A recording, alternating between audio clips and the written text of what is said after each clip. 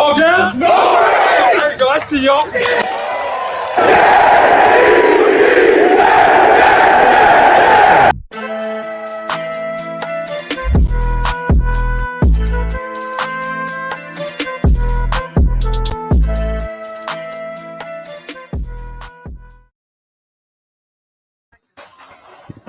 Ladies and gentlemen, welcome. We're finally here. We're all excited. The draft is here, folks, and we are covering it live. And besides the Super Bowl, this has to be the biggest moment of the NFL. And we ready for it. So, as always, it's your boy TK, joined by my boys, Mr. Omari Brown and Mr. Matthew Freeze. Happy draft day, fellas. What's good? Happy drafting. Hopefully you guys don't get to see my disappointed face, but hopefully we don't. hopefully we don't, but it's been a whole week of smoke screens. Matt's been driving himself insane, so hopefully it won't all be in vain. And we walk away with a few good players. I think to be honest, I think we walk away with 2 good players. I just don't think it's going to be the players we want. You know, I mean, I was talking to you guys, and like you said, I was going crazy all week. But we go from, you know, this player interviewed with the team, 3-4 times, had great interviews, they loved him, this, that, and the other, and then like a week, 5 days later, we're getting told something totally polar opposite, and then it's another prospect. And I mean, I'm even looking, for Christ's sake, I'm going so crazy that I'm looking at money lines to see who the favorite is for our pick, which is funny enough. Aiden Hutchinson was the favorite last night. So I really don't believe. I think that we got to kind of give props to Joe Douglas on the smoke screen he's put up this last I guess month and a half, because we haven't been able to pinpoint who we're taking at all. So yeah, I think that and I'm not wishing. I hope that Trayvon Walker is going to be good, but if this kid goes number 1 overall, I'm just going to lose a lot of respect for the draft, the whole draft hoopla, the combine hoopla, because it doesn't make sense, because it's not about who's the best player. I don't even think Trayvon Walker is going to be the best edge in 2 or 3 years. I know it's about projection as well too, but I just don't see it. You have to show on film what you're going to be asked to do in the NFL, and he didn't do that enough. So I don't understand how this guy. Of course, he's a rocked up super athlete. He's 6'5", 270, and he went to Georgia. He did exactly what he was supposed to do at the combine. So I don't know how this guy went from a second rounder to being the number 1, potentially being the number 1 overall pick. I don't see that. But that bodes well for us. So that's just another spot that Thibodeau or Hutchinson gets knocked down. So I'm really go ahead. Oh no, I was just piggyback on what you're saying with him. I personally hope they do take him first, man. We've seen the workout warriors at the combine, and he's a freak athlete, true enough. But they're all freak athletes. All these guys are. Yeah, but that's what he's billed as. So yeah. So but he's not even the freakiest athlete on his defensive line, though. And that's my point. Like, I don't understand all the hype. It didn't translate on the field, but he fits the mold of what Trent Baalke likes. If you look at his draft history, Solomon Thomas had long arms, Alden Smith had long arms. And then you look at this kid, he's 35 and a half, almost 36-inch arms. Meanwhile, he's in like the top percentile. 32, 33 inch or whatever. So he fits the build and fits the mold of what Trent Baalke likes. So it would not surprise me with him going first. I just don't see why or how. Yeah. I'm right there with you. I just don't get it. And again, don't get me wrong. I hope the kid pans out. I hope he's a dog. But this isn't anything on him. Like, you get picked where you pick. Yo, didn't Trent Baalke draft that lineman from Rutgers? Anthony Davis, something like that. We'd have to go back a little bit. And wasn't he like a complete bust? And he was a top 10 pick, right? Yep. Yeah, but he'll hang his head. He'll hang his head on Alden Smith. So okay, Alden Smith doesn't really count because Alden Smith was just placed into a really good team. And the thing is that Alden Smith, people forget that his freshman year he had really good amount of production. Like Trayvon hasn't had production throughout his career. Yeah, Trayvon didn't start until this year, which is okay because we've seen that as well too. Jason Pierre-Paul was raw as hell coming out of USF. Exactly. So if you got the staff to develop them, then do it. That's why if they take Trayvon, okay, I'll give him a fair shake. I'm gonna be pissed off though, because it's like we all know that Kayvon or Aiden potentially are gonna be staring us in the face. And I don't think we take Hutch. I don't think we take KT if he's there. I mean, I wouldn't even be mad if you take Hutchinson over Thibodeau. I wouldn't be mad at that, but I don't think anybody could be mad at that. But honestly, Avon has the highest ceiling among probably any player in this draft. You know. Yeah. And production too. Yeah, Willie McGinnis said it. And I don't understand how, and he did it since his freshman year. Aiden, do you remember what Aiden looked like last year when we watched him? I said, I don't understand how anybody thinks this kid is anything more than a rotation. As far as technique and whatnot. So what channel are you guys watching on? Because I know it's on ABC, I believe. No, I'm on NFL Network. Yeah, okay. I'm just making sure we all on the same. Yeah. Same one. But I'm watching this off Fubo, so you guys might be a little bit ahead, or I might be behind. Is that Aiden? But supposedly, I was sitting on his lap like that, right? Yeah. Mom. Yeah, that's his mom. I thought it was his girlfriend for a minute, but Zach Wilson mom 2.0 type thing going on here. Oh God, I hope not. Aiden's mom comes to New York. Aiden's mom. Yeah, Zach and Aiden's mom. Zach and Aiden's mom. That's the last thing we do. Because I was watching the pregame show with Michael Irvin. They both have matching dog tags, so that's his mom. Oh my God. Derek Carr underrated as hell. Yes, extremely underrated. Give me Zach Wilson's career path to Derek Carr, and I would be perfectly content. Yeah, I would think that. Damn, he has Kobe Bryant as his 90th ranked player. Yeah. I think it's gonna be real. I think he's gonna be good. I do too. I honestly believe that. Yeah, they're gonna have three guys in their secondary drafted. That fall by DeMarvin Leal. That's crazy. I don't know because I think he's kind of a tweener. I don't know if people think that he's a tackle type. Yeah, but I think he's going to be a good player though. If you go to a 4-man 4 or even an odd front or a 3-4, I think he could hold up as a 5 and then kick inside for passing situations. Please just take Icky. Take Icky just to fuck with us. I know. Yeah, take all of Douglas's players. Well, honestly, take Icky strictly on the basis of when Peterson was the coach of the Eagles. Their offensive line was ridiculous. And they also Kelsey, Lane Johnson, and Brooks, and the other guy. I forget the left guard's name. They drafted Andre Dillard, and they still drafted offensive linemen and got Mailata and stuff like that. So it's just like protect your damn franchise. And they kept developing Mailata. Yeah, who was their big the Samoan right tackle that just went and signed that deal? That was Mailata? Yeah, he was he's Australian or something like that. He was from the guy that went to Detroit that the Jets were in on, and Joe Douglas's first offseason. I could look it up. Why am I forgetting? Jordan Mailata is the guy that they just extended for this year. Jacksonville was told to milk this clock out as far as they want because the NFL wants it to build the suspense. And they also want to give me a heart attack. I'm shaking. I mean, that's what they do. It's all a show.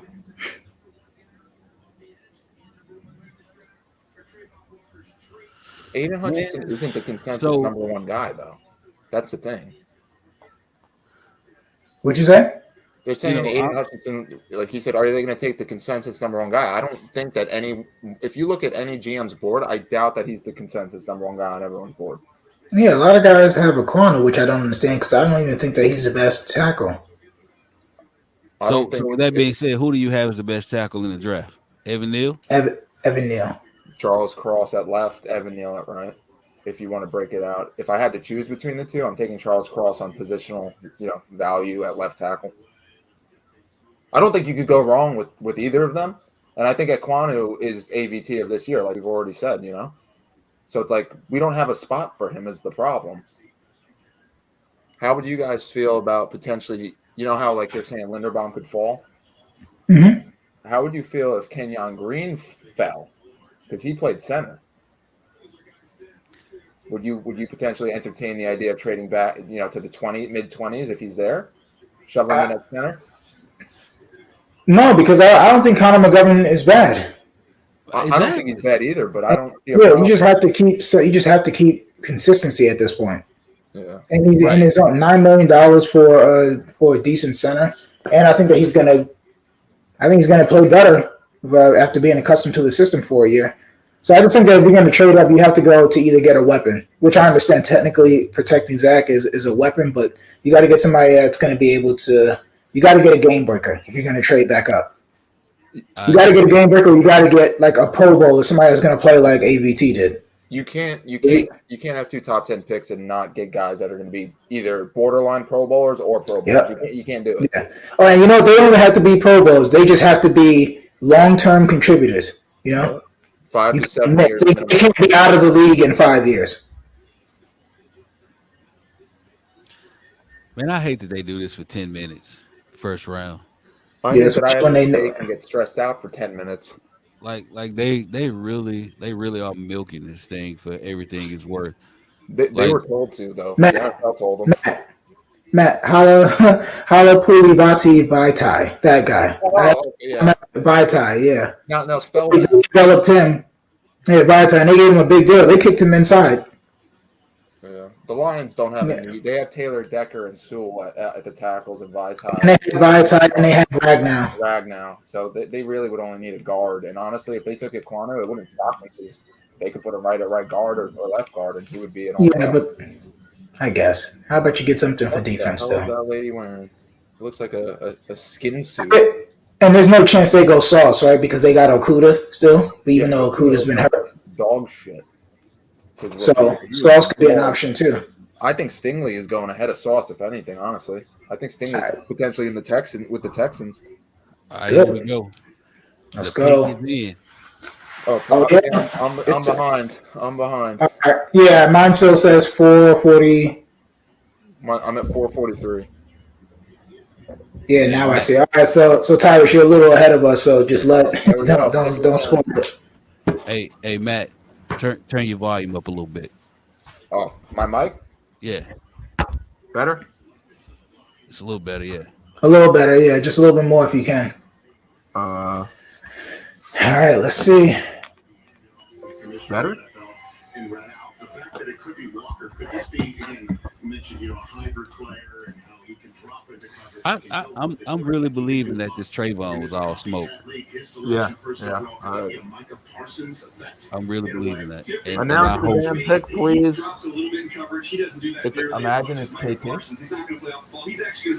That would be hilarious. That would be hilarious. But then that's bad for us because you know that means Detroit is going Hutchinson. I don't think.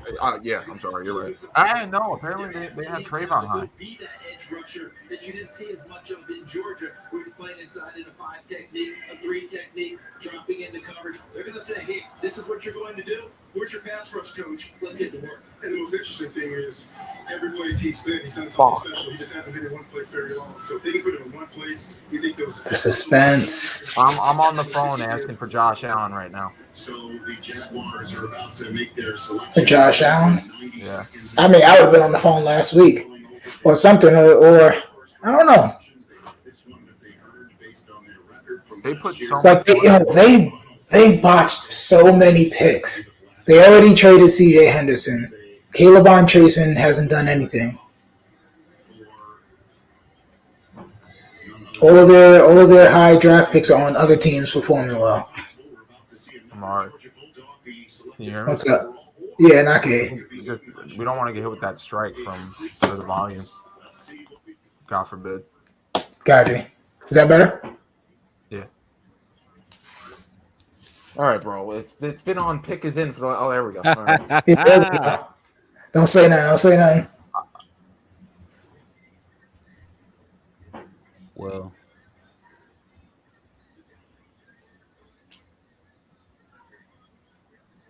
Oh my God! They did it! They did it! Oh They my! did it! They did it! Wow! The Jaguars! Let's go! Let's go! listen. So, This is crazy. Jaguars! This is crazy.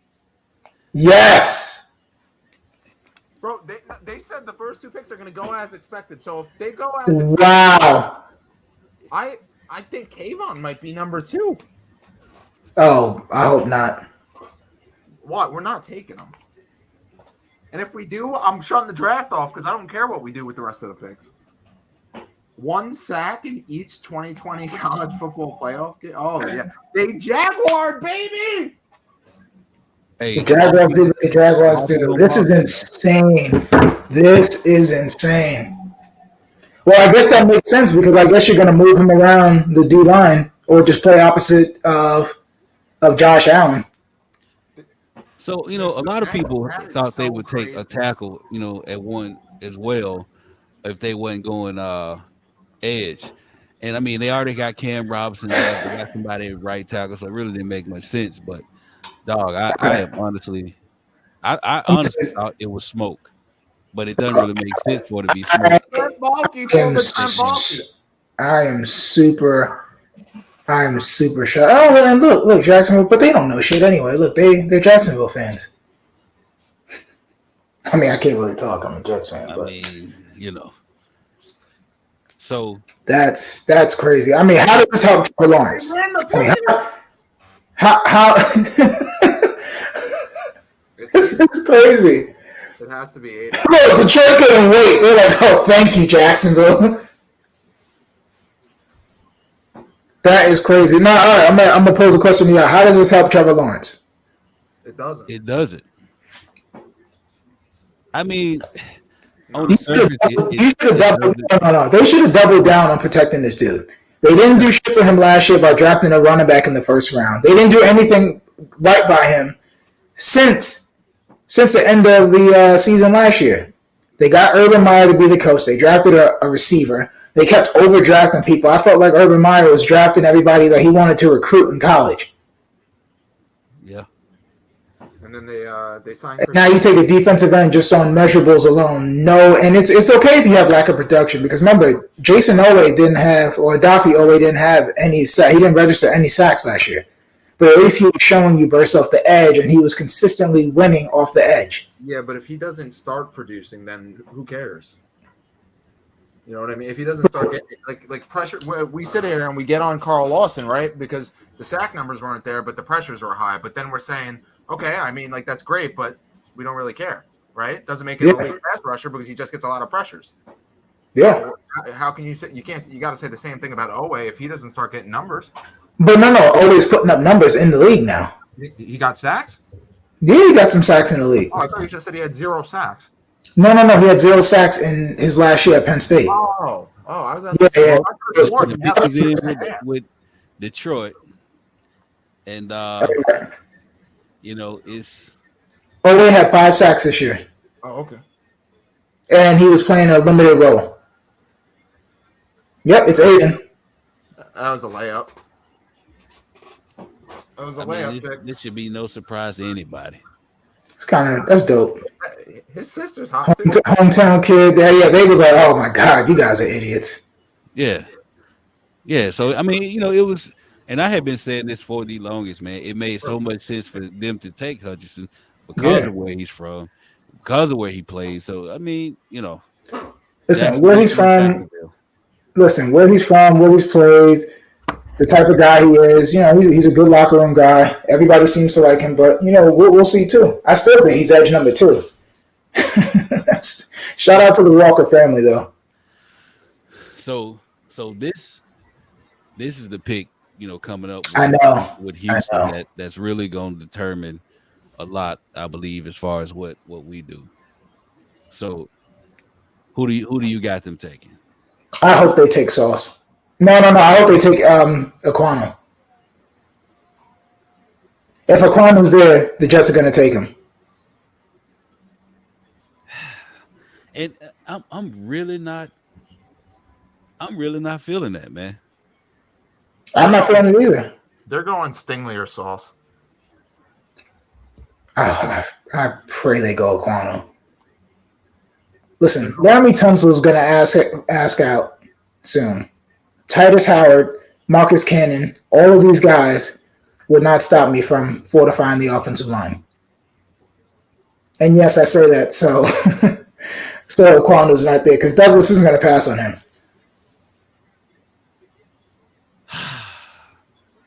I'm just not. I'm not a big fan, man.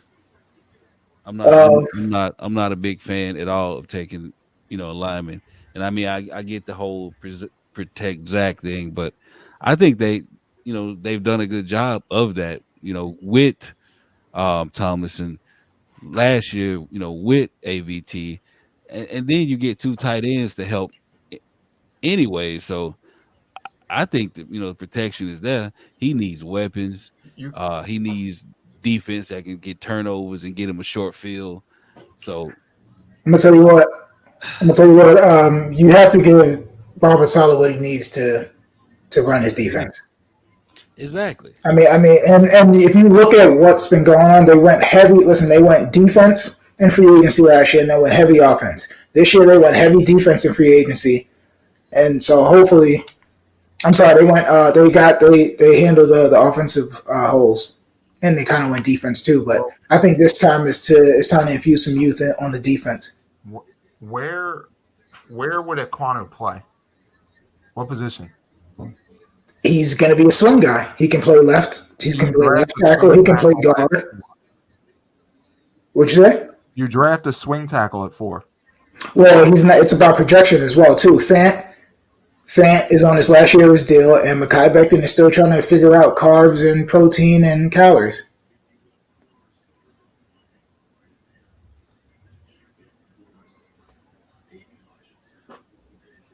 What up, brother Rod? I hope you watching with us, enjoying the draft, man. Drop us some lines. Tell us what you think as the draft proceeds, man. This man. So, what are you looking? Who are you guys hoping we get right now? Or hoping Houston takes right now? Aquano. Houston, Aquano, anyone? Aquano. It has to be Aquano, bro. Because if he's there, they're not going to pass on him. He's probably the number 1 rated player. No, I don't want Sauce at 4. You gotta. What's up, Roderick? But you have to get pressure on the quarterback. And the Jets have a collection of guys. They have no blue chip premier edge rushers. Carl Lawson is a tier 2 or tier 3 edge rusher, and then after that, I don't even want to hear about any of those other guys because JFM is an interior rusher. I agree with that. You can't go into the season strictly with Carl Lawson as your only edge guy who just came off an Achilles. Like, you can't do it. Nah, you can't. And like Omar just said, you got JFM, and we saw them move him around. Yeah, he's a move piece. Yeah. He's essentially Trayvon Walker. But he was more effective inside, and I think that's where he needs to play a majority of his snaps inside next to Q. Man, Texans pick is in. Yeah.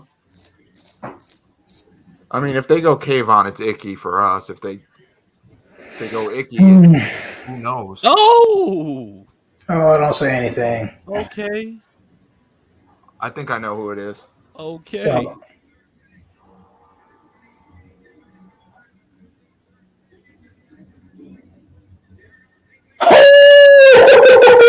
Told everybody. I knew it, man. I knew it. That dude is a beast. They did it. That dude is a beast. Honestly, he's arguably the 2nd overall player that I feel in this entire draft. I knew it. So listen, before his workout, I was a little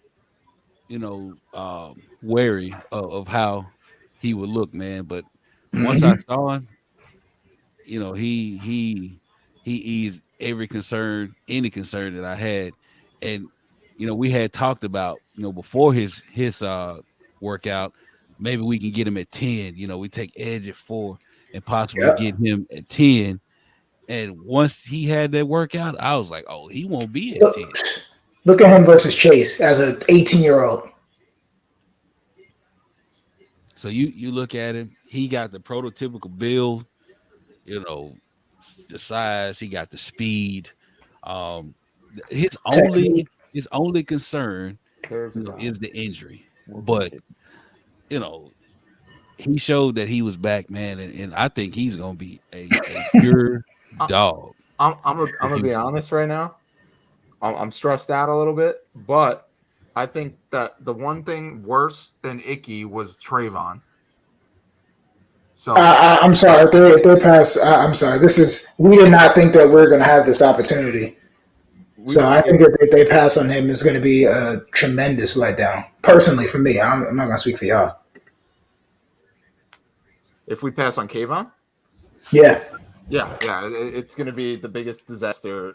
I wouldn't say the biggest because we'll have to give it time to marinate. But if he takes a Quano here after shelling out money to Lakin, after George Fant coming out talking about contract extensions, I mean, unless the contract extension talk was contingent upon if they got Icky or not, you know what I mean? Like maybe there's a gap between Icky and the next two tackles. So maybe he was like, listen, if we don't get Icky, then we'll resume contract extension talks. If not, maybe he trades him. You know what I mean? That's the only thing that makes sense to me. So so as far as the contract talk, I don't know, man. If I'm fan, I'm betting on myself this year. Yeah, exactly. yeah. Like I'm betting on myself, and because if he repeats this year, then he will be the premier lineman in free agency. He'll get And he he'll will get that get Terron Armstead. he will get that 18, 19 million a year.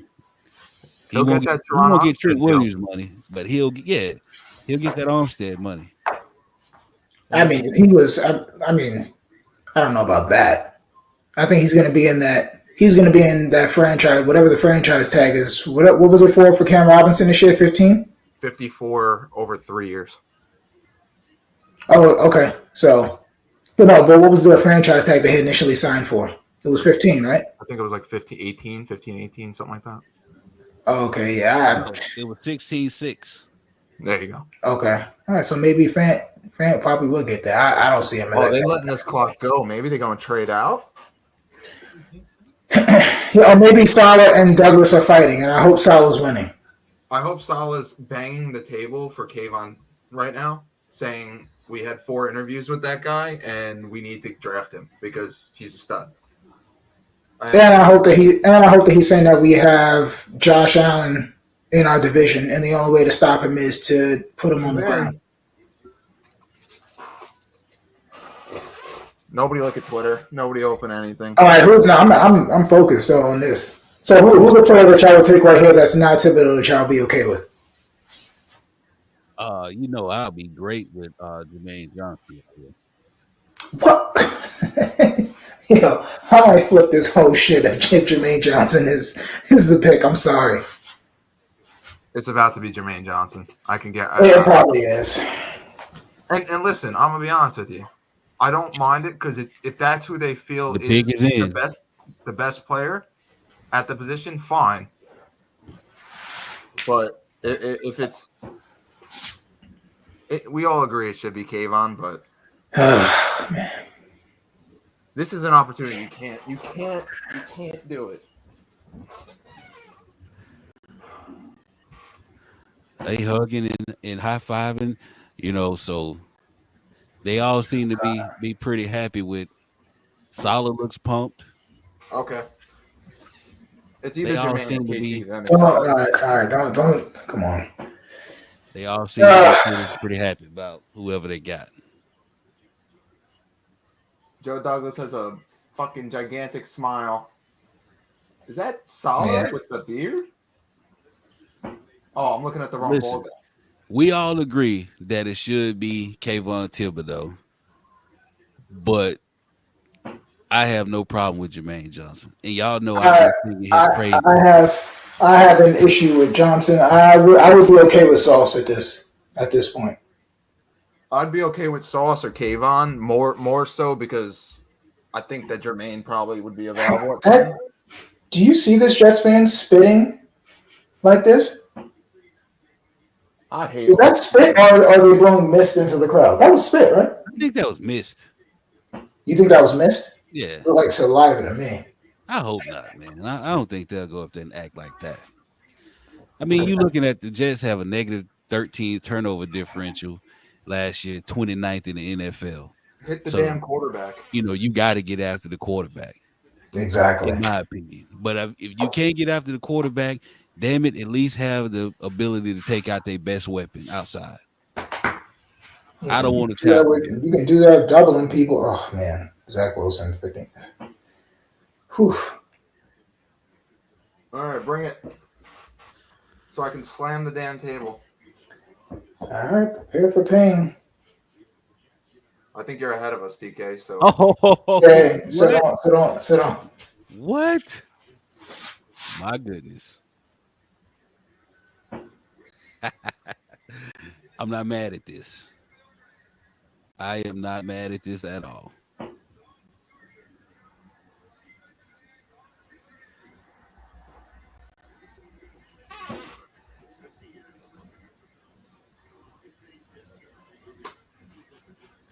I mean, I don't have anything to say, bro. yeah, I don't really got. I don't have anything to say. Listen, man. Hey, Thibodeau's gonna go to the Giants and he's gonna wreak havoc. look, man. Listen, I know this is a family show, but I really want to say some bad things right now. And listen, I know that I just said that I'd be okay with this pick, but when are they going to draft a pass rusher? When are they going to draft a pass rusher? Because guess what? Okay. If Tua has the entire day, one of the other guys are going to get open. Because guess what? It doesn't matter how good he is. He's not going to be able to run step for step with Tyreek Hill. What do you think about the idea of trading up? This is just I don't. Man. Listen, I can deal with this better than I could deal with a damn tackle. I tell you that much. Yeah, I could deal with it. And listen, and I'm always the one talking shit, saying that you just need to get talent, and he's a talented dude. But it's I think this was a layup draft for them. Okay, because he's not going to be there at 10. Yeah, but he's not going to be at 10. They don't have enough edge rushers, yo. I'm sick and tired of them with these budget ass edge rushers. Jacob Martin is a rotational guy. Bryce Huff is an undrafted free agent. Carl Lawson is not a premier edge rusher. Quinnen Williams, I even think he's overrated, which we're going to get into. You don't have that presence. The Giants are about to take Kayvon, and it's going to Of course they are. They're probably running this pick in like, you guys are idiots. Well, listen. Now, we had our episode with defensive ends, pass rushers. So they still got time to dress it. It may not have been, Thibodeau, but you still got Ebiketie. You still got Jackson. You still got Mockery. I mean, again, those are tier 2 guys. So if you want to keep bargain hunting, go ahead, keep doing it. So yes. So, oh my God, there's always flash over substance with this fucking franchise and the fan base. Well, I don't know what to tell y'all, man. Well, he has a cool nickname. I mean, what do you want? It's going to say, that's what Woody wants. And just so y'all know, this is how you know Woody's back in charge. It's going to say Big Apple Sauce on the back of the Daily News and the New York Post tomorrow. So the Jets won the back page again. Haven't won a division since 2002. Haven't been to the playoffs since 2010. But, here we are. Well, they wanted the live reaction, so they're getting it. Yeah, they are getting it, and it's a tremendous chain. He's iced out. I mean, what's Oh my crazy god. about that is, that was one of the big things about Thibodeau that rubbed so many people the wrong way was the chains and the confidence and the swagger. And So all this dude does is just all marketing with this dude. And granted, I think he's a good player. I think he's a bit overrated because how many NFL receivers did he actually cover? Oh, Cincinnati plays in the Conference USA. AAC. I'm sorry. Sorry, no, they're in the American AAC. was AAC. All right, the Giants ran the pickings, so that either means they have the pick of any tackle. Well, they're probably going to get a Quanu. Yeah, That'll be a smart pick. Yeah, that'll be a smart pick for them. But they'll get a Quanu. who's 6? Carolina, right? So we might go. Yeah, so they're gonna get a Quanu and they're gonna get Thibodeau. I'm gonna be honest with you.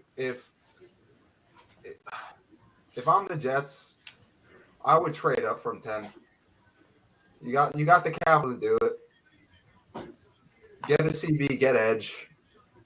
You're not getting. I doubt Jermaine makes it to 10. I doubt KT makes it to 10. If you could somehow trade up to Carolina's spot and get KT or Jermaine, just do it.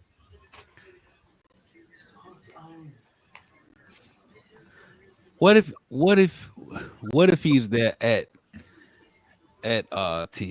If Kayvon's there, Yeah. If he's there at 10, then that means the tide is turning. What's up, Steve-O? We got Steve-O Steve, what's up, bro? the New York Jets discussion group. I think he was heavy on Sauce too. I know he was heavy on Kyle. He was heavy on Kyle Hamilton, which we didn't agree on, but we'll get into that another time. But listen, I did say I know I contradicted myself because I got mad when it was the pick that I said I wouldn't get mad at. But I feel like this was such a layup. Yeah, I mean, and I get it. We have been chasing the ghost of John Abraham for 20 years now, or whatever. Just think about that, though. Abraham was a good player, but we talk about him as if he was Reggie White. That's how deprived we've been. Yeah. John Abraham was a real good player, but he's not going to the Hall of Fame, right? Has he officially retired?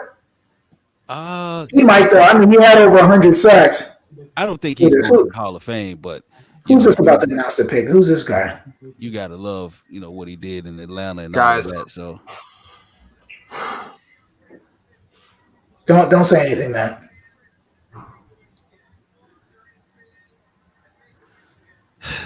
Whose TV is that? Oh, sorry. Still high? Nah, I don't hear it anymore. Yeah. Look at this clown. He's looking like they just drafted a Hall of Famer.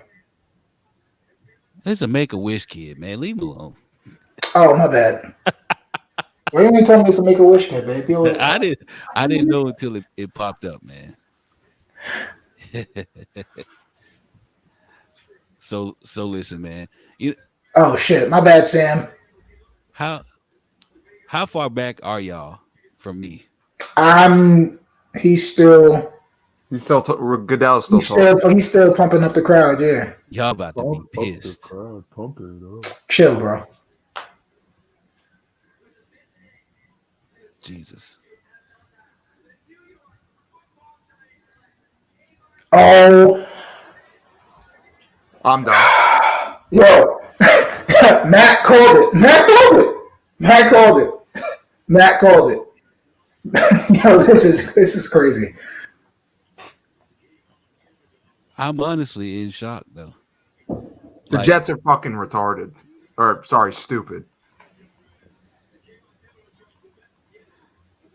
Now I really got to look at this guy terrorize quarterbacks for the next 10 years with the Giants. Wow.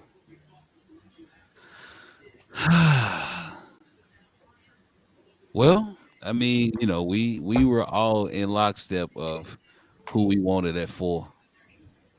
And They better hope they make a good pick at 10, because if they don't, I'm just shutting it off and I'm going to sleep, because this has been a nightmare. I don't even know where they go for here. Because The player that you should have picked is going to the team across the street.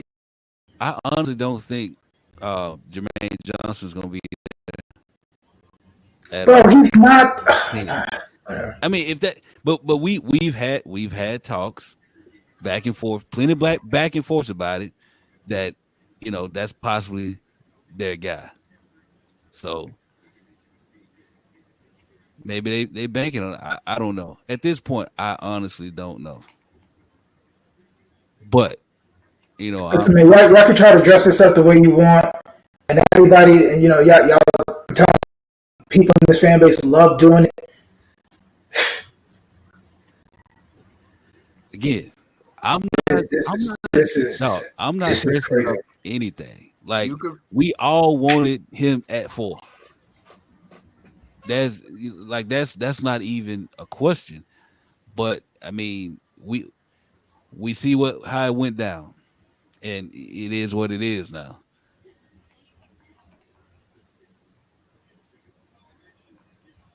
But I do think they should have gotten him. I would have taken, and my whole thing was Sauce at 4, and I told y'all this. The only way I wanted him at 4 was if and only if Hutchinson and KT was gone. I'm sorry, dude. That has to be a Woody Johnson pick. It has to. It just has to be. There's no way your GM talks about building through the trenches, is a former offensive lineman, your defensive coordinator says he needs an edge rusher for his defense to work, and you guys take a corner that specializes in man coverage, and you guys are a zone team. You play zone coverage the first 2 snaps of every drive are zone coverage, and then you play press man on 3rd down 9 times out of 10. So you got DJ Reed in free agency, and Bryce Hall. Granted the pick numbers weren't there, was a solid cornerback last year, and then you're trying to sell us on Eccles having a massive upside, and then you go out and you draft a cornerback. Who's gonna hit the quarterback? Vinny Curry? Like at the end of the saying kind of goes, right? You could put makeup on a pig, but at the end of the day, it's still a damn pig. And we're just going to keep masking our deficiencies by drafting secondary players and not actually planting a quarterback on his ass. Come on. And then and the only thing that makes it worse is that he goes to the team in the same building. Now I got to watch him on Subway commercials while the Jets are losing 12 games a year. Well,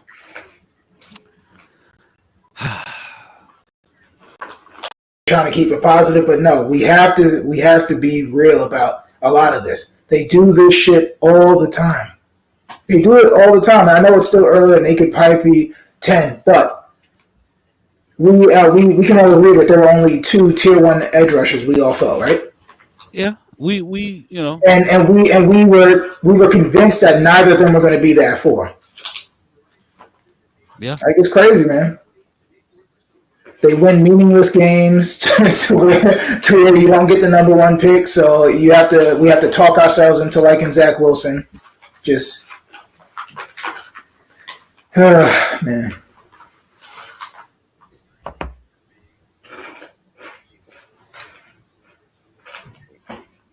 I'm gonna be honest. Nothing anyone's like. Listen, I love Sauce. I would have taken him at 10, but when you got the best pass rusher in the draft staring you in the face, arguably, or A1 or 1A or 1B.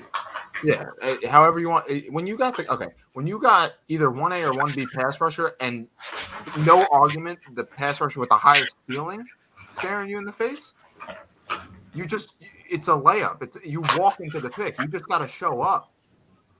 You know what I mean? And like, don't get me wrong, Stark could turn out to be a great cornerback, and I'm all for having great players. Like Amari said, we need talent on this roster. But we all thought last year the secondary was going to be the issue. What was the issue last year? Hitting the quarterback, right? Yeah. It was the secondary. It was the entire defense. It was the entire defense. Okay, but my point is that the biggest issue this team's had defensively is hitting the quarterback. Yeah. and you got the best one with the highest ceiling, or the second best one, however you want to cut it, staring you in the face, and you just turn the other cheek, and then you watch him go to your rival, or you're. No, but all right. So my bad. Will you finish? Go ahead. No. But so my whole thing. So Salah going to change his system now? Yeah, is he going to start running more man coverage now? You know what I mean? Like. Or are you just gonna play? Are you just gonna let Sauce man up the number one receiver and play zone everywhere else? What happens to Bryce Hall? I mean, I told you I think Bryce Hall's a 2, but I thought that they were just gonna follow that Seattle and San Francisco mode. You get premium. You put premium picks on the defensive line, and then you kind of develop guys everywhere else. Then what was the point of playing Echols the entire year last year? Why not bring in a veteran then? What was the point of that? What was the point of us seeing Isaiah Dunn taking snaps? What's the point of signing DJ Reed? Because I guess that was insurance, but my whole I just like you can get a corner in the second or third round that plays zone, that has better metrics in zone coverage. And I think I honestly, that's what I honestly thought they were gonna do, man. You know, go pass rusher here for wide receiver at 10. Then you had guys like McCreary and you know, Booth, Kyler Gordon, all of those guys. Duffy, all those guys. I mean, listen, McCreary, all those guys are going to be there, and they play good in zone coverage. Kobe Bryant, the other Cincinnati D-back. Watch them take both of them. Who do you have right here? You think it's going to be Willis or Cross? This is icky for sure. This has to be. They got Moten on right, and I mean, I guess it doesn't have to be. It should be Cross on tackle, but it's probably going to be Icky, who's probably the number one guy on their board. I would think. Yeah, I think Equanu makes more sense for them.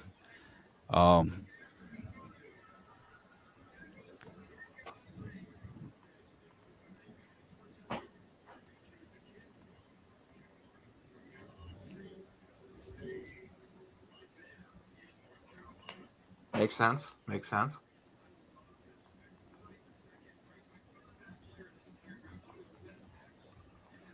I don't think Amar, you get past the selection yet? Yeah, it's okay. Good pick for them. I think honestly. So the Giants could get. I mean, I thought the Giants were going to. Neil. They're taking Neil. They're taking Neil. Oh, Neil. Yeah, they got Evan Neal and Kayvon Thibodeau. Congratulations. Congratulations. Perfectly for the Giants. It did. They got probably their number one or number two guy on their board, and then they're getting their number one tackle. Because everything I read was Cross and Neal were their number one and number two. So they went perfectly for the Giants. Yeah, it did.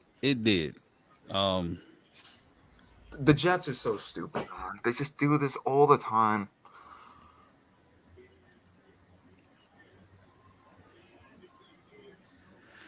Wow. It's infuriating.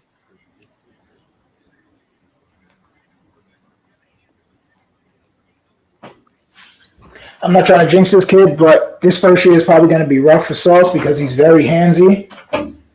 And like that, that was one of his biggest things. The biggest negatives on him that I talked about was the fact that he got penalized a lot over his 3-year career in Cincinnati. And I mean, if you catching a lot of penalties and the American Athletic Conference or whatever it is, what are you going to do against Miami? You lined up against Waddle. You lined up against Hill now. What are you going to do against Diggs? Like he will have his work cut out for him. And, I'm hoping against hope he's a, second coming of Darrelle Revis, because that's what he's doing. Who cares? And what do we do with Revis? You know what we have from Revis? Sound bites and highlights. That's all we have. Yeah, he was great. He didn't even win Defensive Player of the Year. that I don't think issue that was when we his had fault. Cromartie and Revis, what was still one of our issues? Hitting the quarterback. My point Exactly. is, my point is, he has to be that good to justify getting picked at 4. But my thing is, even if he's the number one corner in the league, this defense could still be 27th. If he's shutting down Stephon Diggs twice a year, right? Who's pressuring Josh Allen and put him on his ass? No one, because Josh Allen's still going to run for y'all want to 70, have 80 it both yards. ways right now. Y'all want to have it. We don't want to have it both ways. We want you to address a need like the rest of the league does. And I get that, but they still can address it. It may not be the guys that y'all wanted, but they still. It's not about being the guys that I wanted, but one is clearly tier one. They're at different levels. I get that completely. People get caught up because we digest so much information, and it seems like everybody is a draft expert now. But if we're being real from what our eyes tell us, we know who the top guys were, right? And there's definitely a drop off. So I guess you're going with the best corner, and you're just going to take a run of the mill, or not a run of the mill, or the third or fourth best edge, I guess. But I don't understand that. What are you doing if they somehow get Charles Cross at 10?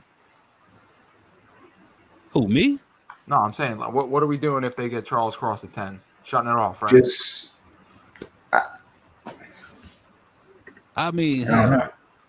it's we probably need to shut it off at 10 anyway, because I don't see anybody being happy about moving forward anyways. Like, personally, I like Charles Cross, but if we leave this first round without an edge rusher, like, I don't know, I'm gonna need a sabbatical.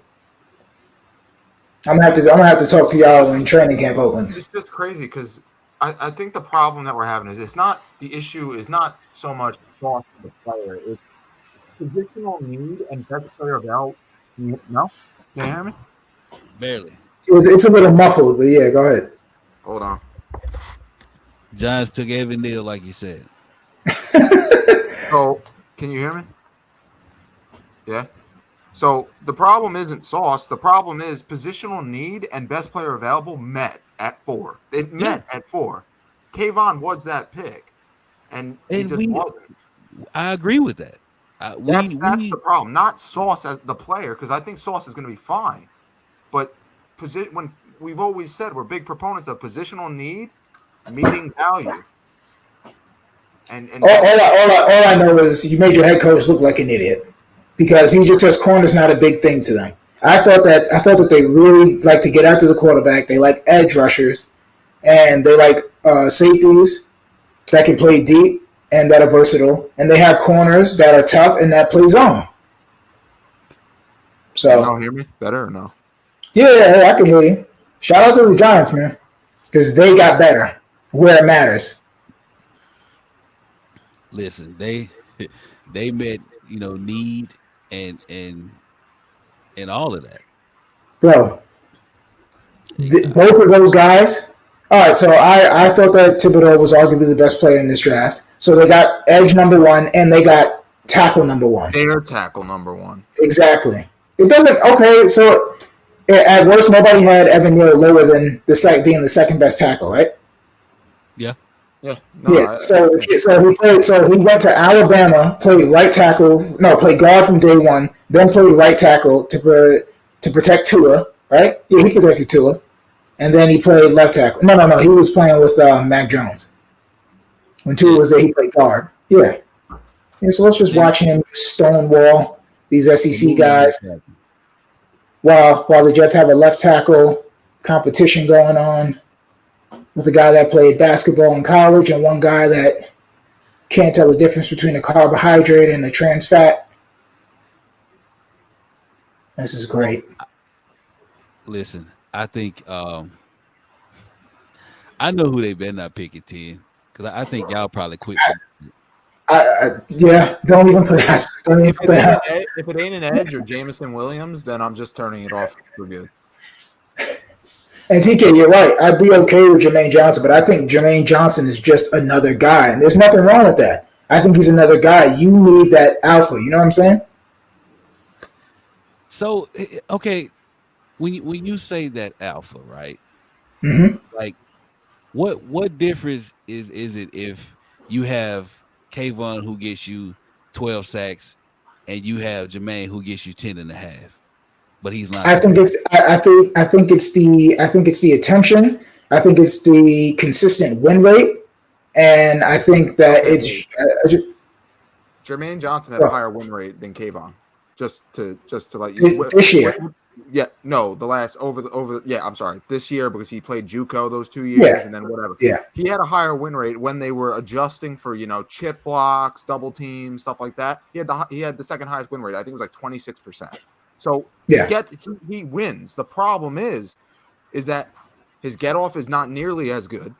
A majority of his sacks came in the 2.6 second window. As far as Kayvon's came in his career, they all came within 0 to 1.6 seconds.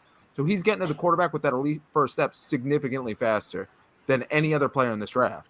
So it's like there is a gap, and people don't want to acknowledge that. And I do acknowledge that. I do.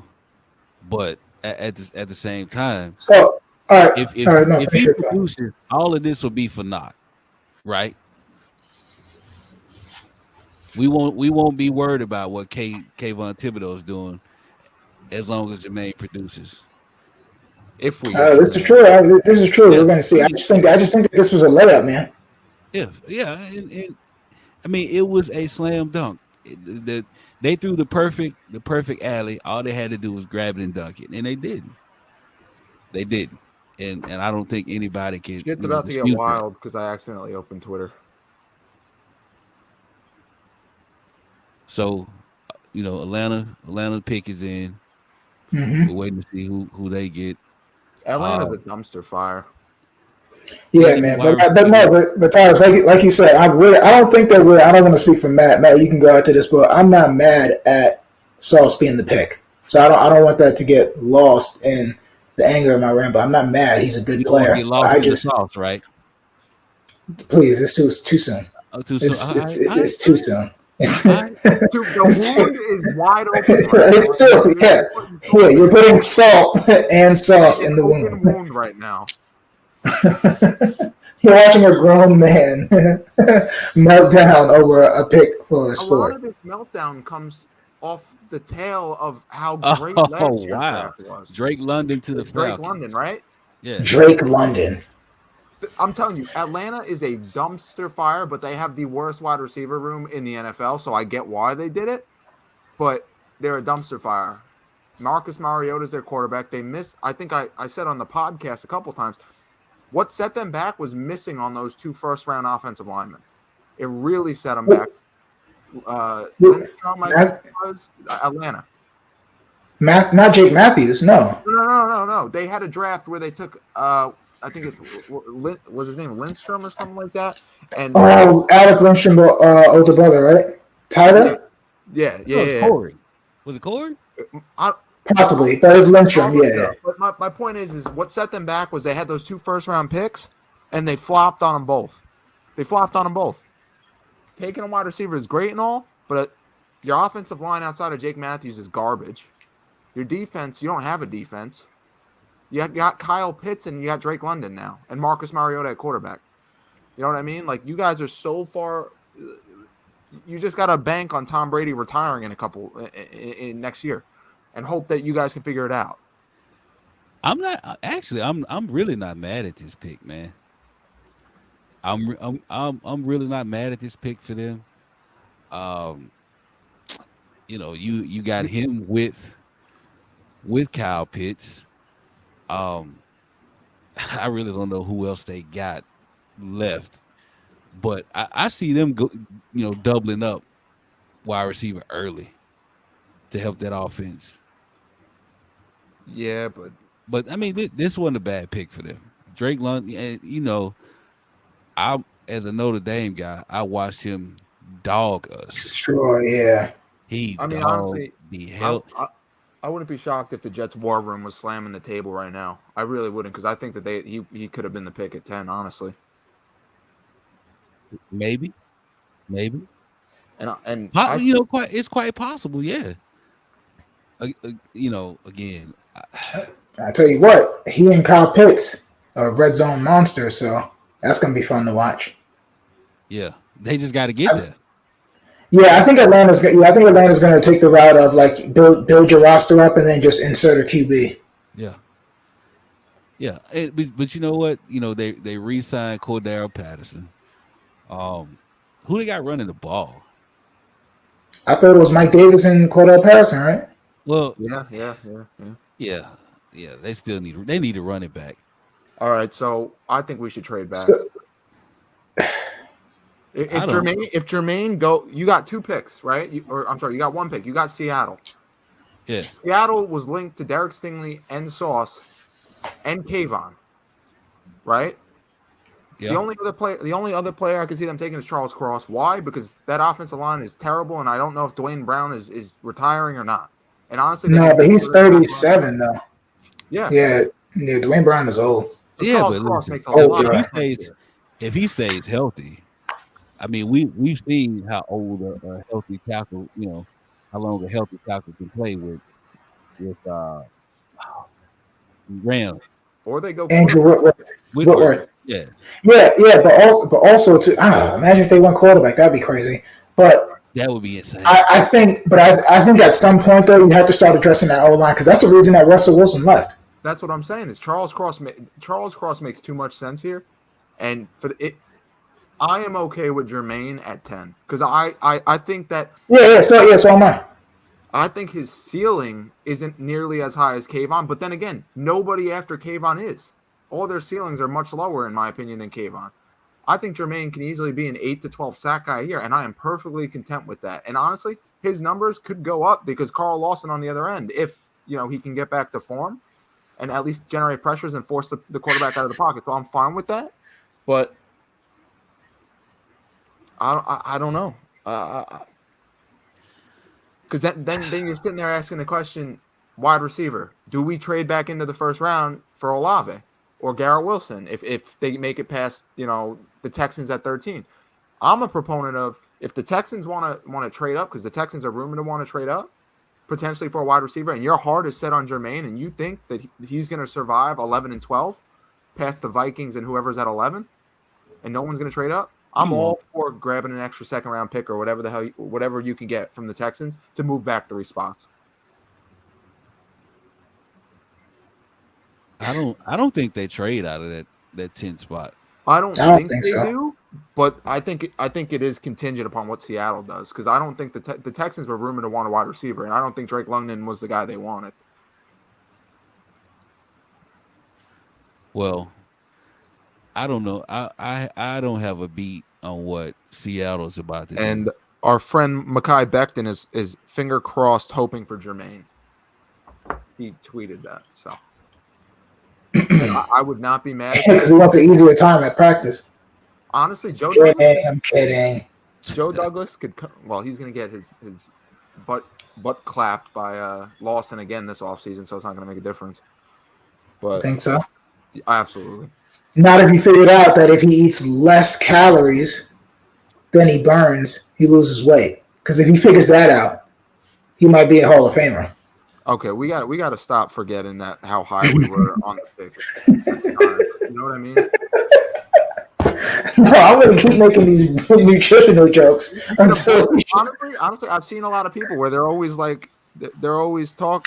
Wait a second. Rich Samini just said, wait a second. Oh, yeah, we're going to get Debo. So that means I'm telling you. Shit. I know who Seattle picked. Hold on. All right, TK, you announce it. Well, I'm still waiting myself. I looked on. Oh, okay. Yeah, I'm not checking Twitter. I opened it and I saw Samini's tweet and it said, "Wait a second, #Jets," but then right below it was who Seattle picked, and I don't know. I don't want to spoil it, but I mean, it wouldn't shock me if they took Johnson. Hell, they need edge too. Their defense is terrible. Yeah, to be real, I can't name one person on their D line. I want to blurt it out because I don't. Oh. No, wait. Look, all right, we'll find out the same. Not? Can I say? No, I wouldn't be surprised. Oh, this is crazy. Oh, they're in commercial break. I think they're about to come back now. It's a smart pick. All right. It's a very smart pick. I'll say that. All right. Man, Oh, is he Jameson? He's over there smiling. it's not Jameson. Kyle Hamilton would be a Seattle Paul pick. Adams and Kyle Hamilton, and then Oh, I forgot they got Adams. They re-signed. They converted Quandre? Quandre Diggs. Yeah. Jermaine has to be our pick, right? If he's there. Who knows, Listen, bro? I would not be surprised if it's They coached him at the Senior Bowl. They loved him at the Senior Bowl. There's the rapport there. Mm-hmm. It would not surprise me if it's Jermaine. All right. Goodell's at the podium All right, let's go. All right, TK, you announce it. with the 9th pick. Charles Cross. I know it. Seattle Seahawks. That's a great pick. That is a great That's it. pick. That is a good pick. Seattle, but that's a great pick. We're about to see what we're getting for Seattle's other pick. So Listen to me. Listen to me. If they don't take Jermaine here, I'm done. no. All right. They take Kyle Hamilton here. What you doing? No, for real, I need to know. Dog. I don't think I could take them taking Kyle Hamilton. Dog. Yeah. Honestly, and I'm a supporter of Hamilton. He's my dog, but Wait, No, I think he's a good player. I just what's happening with Michael Carter II? Safety? I don't know. no, bro. I'm telling you, Bryce Hall is not. Bryce Hall is getting pushed out. Or guess what? Or he's gonna outplay DJ Reed. You got DJ Reed. So you allocated almost $10 million. Well, no, DJ Reed got $11 million, right? 3 for 33, right? And DJ Reed to be your CB2 now, right? Yeah. You got So that Sauce, yeah. presumably your number 1. You got Eccles as a number 3 or number 4. You got Michael Right, Carter as 4. a 3 or 4. Well, Carter's a nickel. Or what about this? Maybe it's a change of philosophy. They run more press man. Maybe they I'm do. saying. But I'm saying. you spent a whole. But DJ Reed isn't good. DJ Reed isn't that good at man though. Exactly. His biggest thing is that he understands zone concepts. That he plays cover 2 and he reads cover 2 and sits in the zones pretty well. Dog, No. I'm just saying that. No, let's debate it. I'm not trying to say that you're wrong, but you're saying maybe they changed the philosophy, but then you just wasted $11 million, right? I'm just really trying to make sense of it all because when That's you a look great at the pick, though, moves by them. made in That the is a great offseason pick. versus what Yeah. happened with that 4th pick, When- it just when a doesn't really player- add up. When the best left tackle in the draft falls to you at 9, that's like Rashawn Slater falling to the Chargers last year. I don't think he's as good as Slater, but I think I know what you mean. My point, Yeah. though, is that Yeah, like pure left tackle out of everybody. Yeah. Look at that. Oh, what that he stunned against LSU. Yeah. That was amazing. Is that But- Pascal or whatever his name is? Kentucky. I believe so. He's I believe so. solid, too.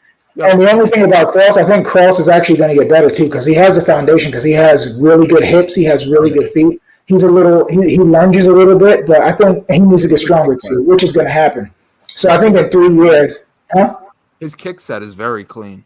very very clean, and he gets a lot of Back in the SEC. Allowed.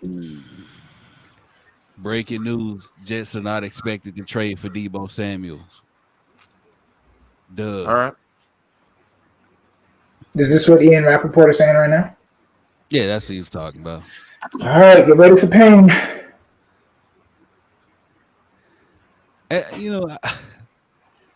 What's crazy is Matt, you said this. Be prepared to be let down. You really called it as far as I called this whole draft, my dude. I like, called this whole draft. If we could go back and show y'all like all the messages between us, in the chat. I don't. What we see shouldn't be a surprise to y'all because it's kind of called. I mean, except for the Kyle, the Drake London thing. I didn't see that coming, but All right, hear me out. So the pick is in. Hear me out. Okay. Take a wide receiver here, trade back up, get Karlaftis. Yeah, but I'm not even gonna lie to you, man. I don't even want Garrett Wilson right here. Take Jameson Williams, trade back up. But I mean, I don't know, You man. can't take Jameson right here. You can't take him right now. You need somebody ready. Honestly, you need somebody to be able to fly after all the press runs and all that. You need somebody that's going to be able to train with Zach right now. Take Jermaine, and then trade back up and take Burks Olave. or Burks. I say Burks. If it's so, or if they exactly or if they're so big on Depot. I personally, y'all know, I think that he's a hybrid. He's somewhere in between AJ and Debo. So if you're looking for somebody to do that, then take him. I'm convinced Trayvon Burks can be Debo. What about Christian Watson? Debo-esque. This is way too early for Christian. You mean like in the 20s or something? Up into the 20s. Yeah, I mean, I don't know.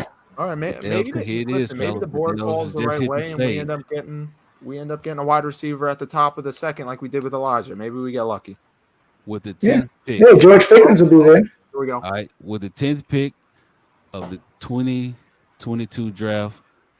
Oh my God, Gary Wilson.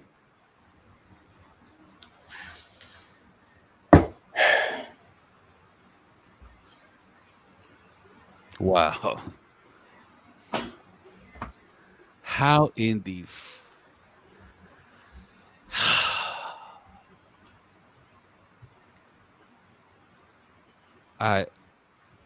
dog. Said he wanted to get weapons for his quarterback. That was a lot of bruh. There were plenty of guys to be had. Like we talked about all of the wide receivers that could have been had. And don't get me wrong, I like Gary Wilson. I actually had him at 10 being picked with Kayvon Thibodeau. Yeah, a lot of people did. They had him or Jameson. Or Jameson Williams.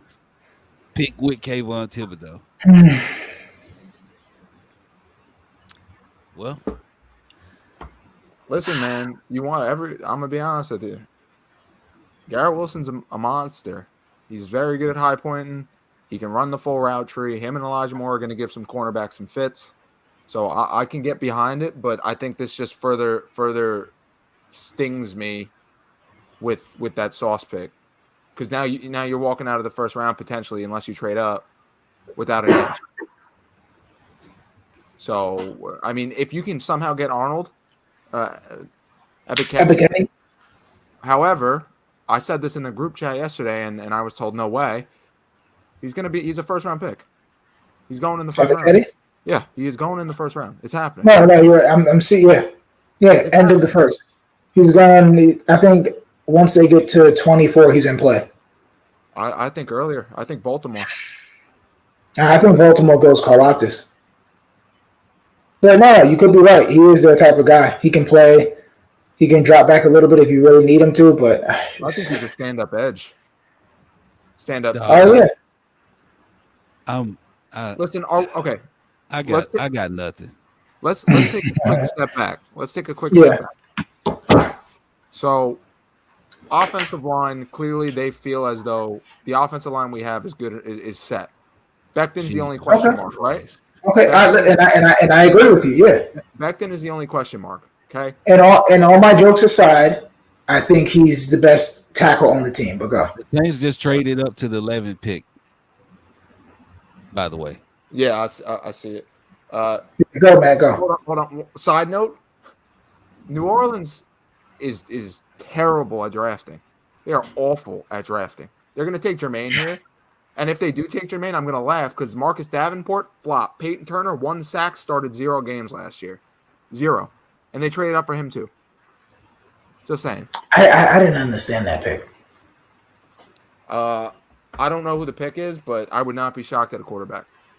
No, but no, go to what you say. You said so they feel the offensive line is set. Back, right? Mm-hmm. Pre-Joe Douglas, who was our wide receiver group? Who was our offensive line? You can't remember. You really can't remember. No one can. I mean, I can remember. It's just nothing to write home about. The best ones was the Marshall, Decker. would you say we have a top half of the league offensive line? Yeah. If Yeah, Becton's back in shape, big if, Yeah. but if Becton's in shape, we have a top half of the probably top 10. Honestly, we have one of the better guard duos, right? McGovern, seventh rated center per PFF last year, right? So top half of the league easily, probably top 10 offensive line if Becton's right. Okay. We don't know. We know who the offensive line was pre-Douglas, but he did what he said he was going to do. Built a wall, right? There's a wall. Okay. Running back room. We're probably going to add a running back in this draft. I would venture to guess. Maybe Brian Robinson. What's his name? Yeah, somewhere in the 4th round. Yeah.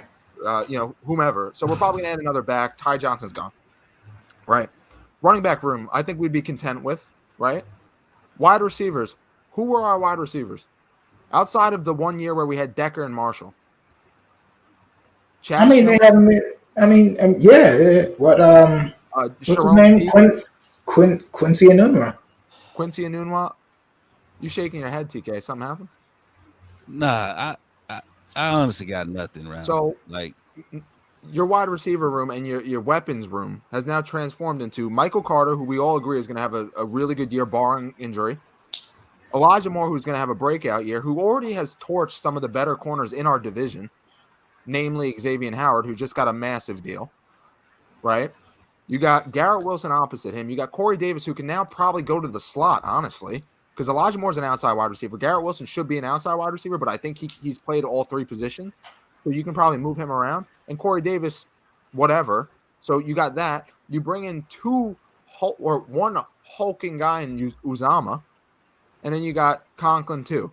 And maybe they add another tight end as a blocker, Jeremy Rucker in the 4th, 5th round, whatever. McBride in the 3rd, 4th round as, another weapon. I'm going to be honest with you. The Garrett Wilson pick, I think it stings because Jermaine was staring us in the face the same way KT was staring us in the face at 4. But the offense is pretty lethal. So basically what quarterback figures it out. Basically what you're telling us is we have to depend on them to score 30 because we can't get to the quarterback. Would you tell me, the way the league's going, you got to score points, right? Yes. Yeah. But we Turnovers also are great. Turnovers are great, and we still got 2 second-round picks where talent's going to fall down the board. There's going to be potentially Arnold Ebiketti's there. Drake Jackson might go in the 1st round, but if he's there, there's worse problems to have. Listen, it's yes, there are worse problems. There are worse problems to have, but you're saying that like you can't really go off those old rosters. Anything that they do now is going to be better than those rosters. It was franchise malpractice back then. They made a running back and linebackers the highest paid, damn near in the NFL when they're positions of declining value. Well, why are we comparing what rosters were under shitty GMs to now? My whole thing is, it's a total. I get what you're saying. Yes, it is better, but come on, you look at the teams that were in the Super Bowl. They had premier edge guys, right? They had premier edge guys for sure. The Rams went out and sent more draft capital for a stretch run for Von Miller. Who was the premier edge guy for the Chiefs? Frank Clark? I said he was in the Super Bowl. Okay, in the past years or just last year? I'm talking about last year. That's all I really care about is last year. I'll give that to you. Leonard Floyd, Von Miller, and then they had Aaron Donald in the middle, right? And then they had and then they also have Ashawn Robinson. And Sam Hubbard, and who's the other guy? Oh, Trey Hendrickson. Trey Hendrickson, yeah, the guy that we wanted, but we went and got the guy who got hurt. Okay, I get it. Yeah, we did want Hendrickson. Could have got him for but reasonable price. All I'm trying to say, the point I was trying to make about it is, listen, at Matt, least I know that it's better. Yes, they are trying to build it, but you don't get effort points. You don't get effort points. So my whole thing, I just think, and that's my whole thing. Now we're just banking on another receiver. At least if you can get to the quarterback, cause those turnovers. I mean, all right, the type of impact, TK, what type of impact is Sauce going to have to make in order for us to really see this defense improve? Like what is he going to have to be? I told you, like he's gonna have to be real. In order to justify what we just saw, he's gonna have to be Antonio Cromartie 07, right? Yeah. Or whatever year he had double-digit picks, right? We gonna need 09. 5 or 6 turnovers from him. I mean, that's like the floor. Yeah, and that's all that I'm saying. I just think that and I just think that it would be easier for. And I don't know, man. I listen, man. This is what throws me off. Like all this talk about, the meetings that they had, repeated meetings with Jermaine, repeated meetings with Kayvon, Lawson watching film on pass rushes, like all this pass rusher talk, and we get neither, and we had them both. Okay, that bothers me.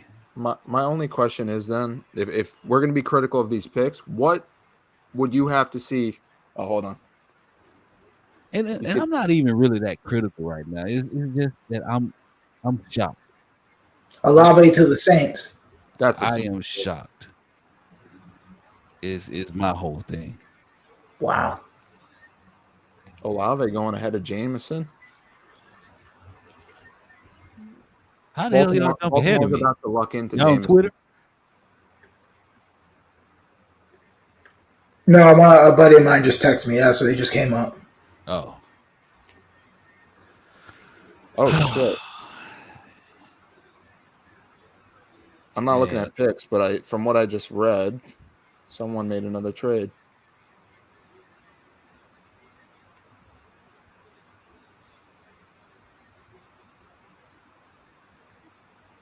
So now you got Wilson to Wilson, and you got Michael Carter and Michael Carter.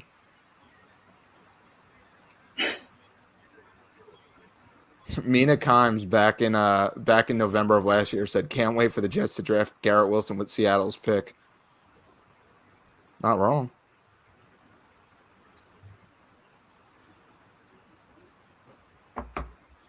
Dog, let's at least try to make it to like Baltimore's pick. I just like you listen. Okay, you missed out on Hutchinson. I get it. There's nothing you could do about that. But you had the next two in your grasp. You had Kayvon, you had Jermaine Johnson, and you got neither one. That's crazy, man. Neither one when pass rush was your biggest freaking problem.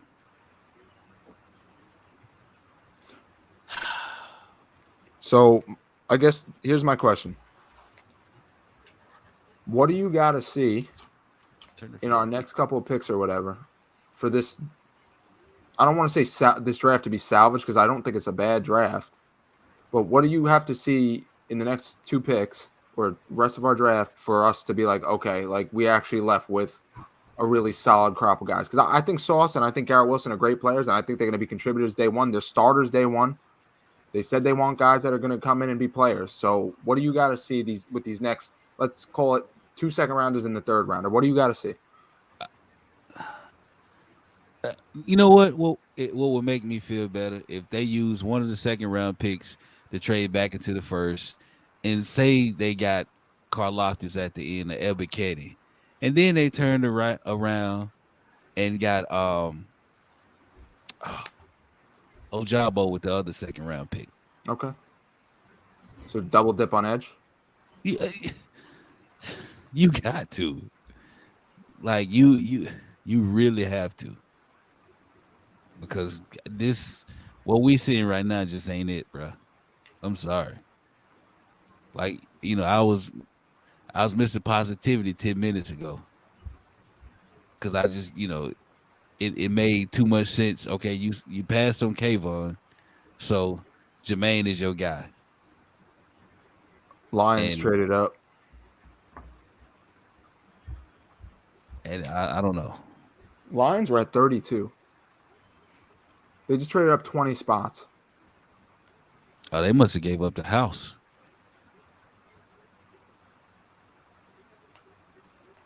I will tell you though, that route running between Elijah Moore and Garrett Wilson is going to be causing fits to people. Listen, I think the offense would be fantastic. I think the offense will be fantastic. Ted Ginn Jr. You have a solid line. I believe they're gonna get a running back maybe third, fourth round. You got Wilson, you got Moore, you got Corey Davis, you got the two tight ends. You got a offensive coordinator who showed us he has great imagination, play calling, but damn it, you still needed somebody to get after the quarterback. I'm sorry, man. I'm just God. Kurt Warner has aged like fine wine. Full head of hair must be nice. Who's that? Kurt Warner. Oh, of course he did, man. All the quarterbacks do. Wow, Garrett Wilson and Olave going back to back. So is this where the run on wide receivers begins? Maybe. I mean, I wouldn't be shocked if Detroit. They traded up for something, and they're probably seeing the wide receivers are just about to go. I wouldn't be surprised if Detroit, like, eventually adding Jay. Well, they added DJ Chark. I don't think Minnesota got this 32nd overall pick, the second round pick, 34, and the 66 pick. What the hell? The Lions received the 12th overall pick and the 46th pick in the second round. They got Amon-Ra St. Brown and DJ Chark. What can the Lions be trading up for? It can't be a quarterback, right? Jameson Williams. Is that who it is? No, I'm saying Jameson. Oh, it could be. Or one of the QBs. Let's see. Wow, that's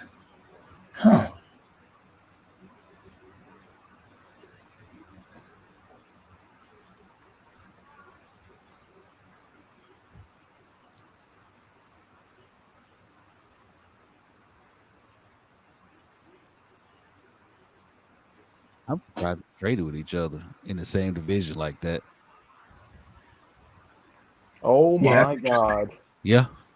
Philly just trade up? Jameson Williams, Detroit. Yeah, I knew it.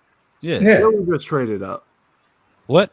Yeah, I mean, this makes sense for them because they're not in a hurry to win right now.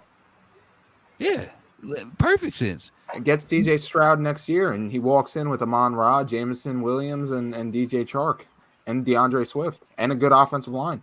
And the tight end. This makes a lot of sense for them. A lot of sense. Hell, I wanted Jameson Williams. We all did. I don't give a damn about that ACL. Neither do I.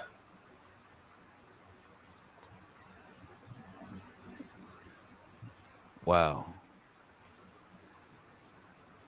I can't believe this, man. Damn. Wow. Listen, man, I am still Shell shocked. Yeah, like, I just knew where they were going with this. Yep.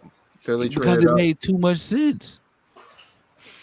Eagles just got screwed is what Twitter's saying right now by the Jameson Williams pick. Yeah, I think they wanted him.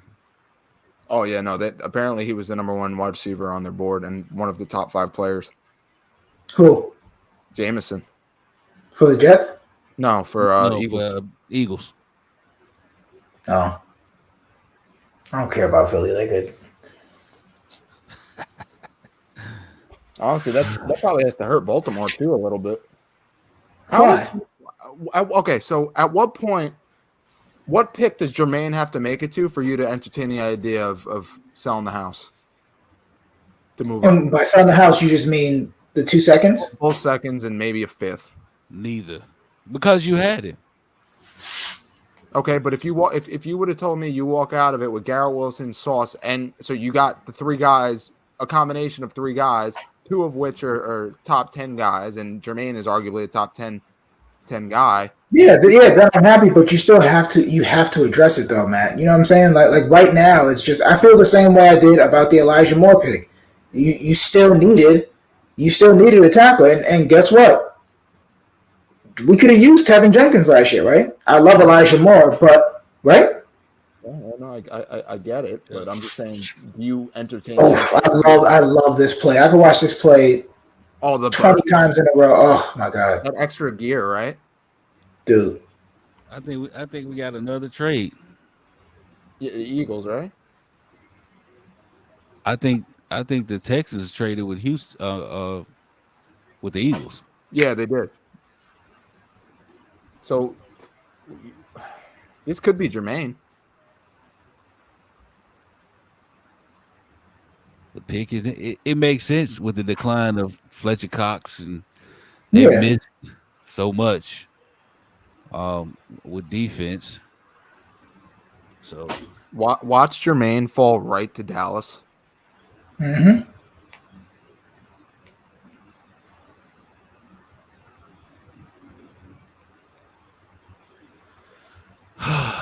Wow.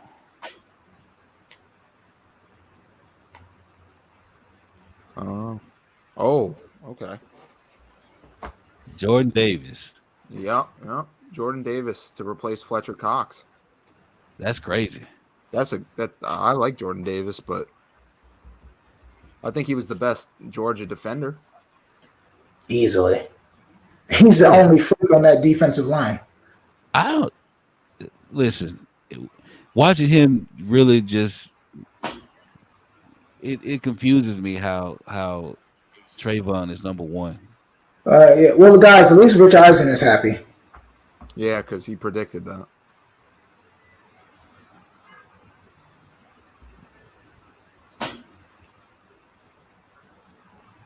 So we got Steve-O back. He said, I'm not giving up both seconds for Johnson.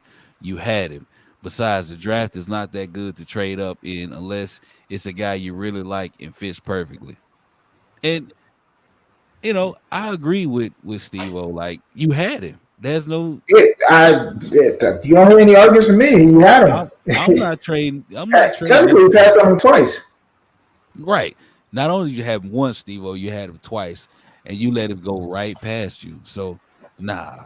Yeah, but so... Like, I'd rather them just either use both of those picks, like I said, trade one to get to the back end of the first and you know, get your Karlaftis or Ebiketie, or if you think Drake Jackson worth the back end first, you go for it.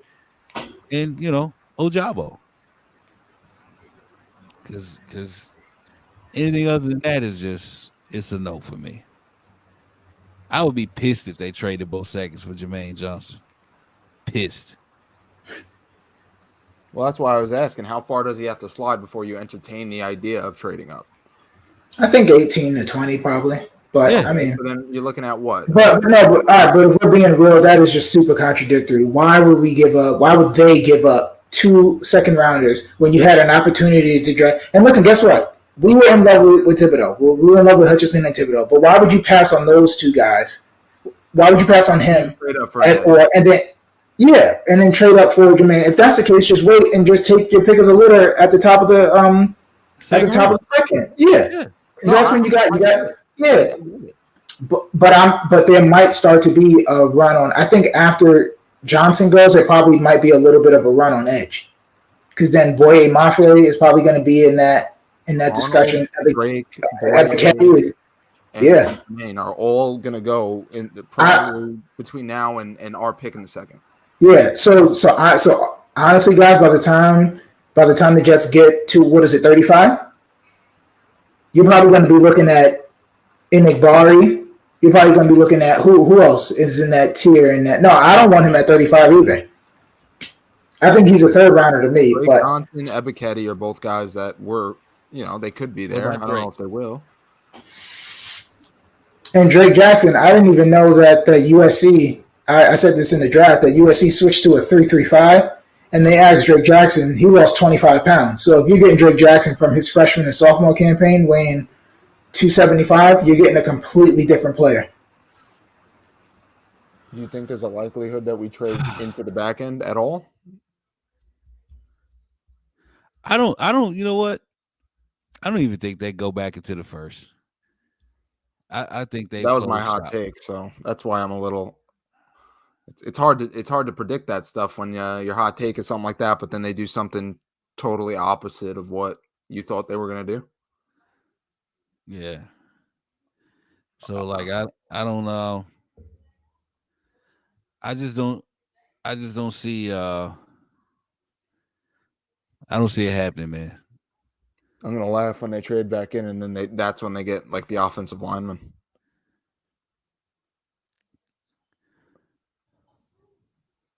Damn, the Texans gave up the 15th, 4th round pick and two 5th round picks next year, I believe. Wait, the Texans or the Eagles? I'm sorry, the Eagles. Texans should. Oh man, that's not. Oh wait, no, actually, that is a lot. Hold on, that's Jordan Davis. Baltimore. Who's Baltimore taking? Kyle Hamilton? Probably. I feel like that's a really Ravens pick. You know, like.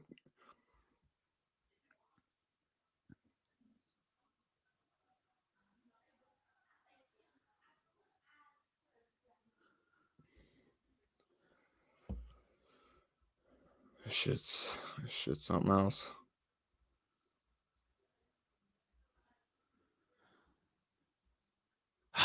Yeah, man. I'm not gonna lie, man. That really took the air out of my sails, man.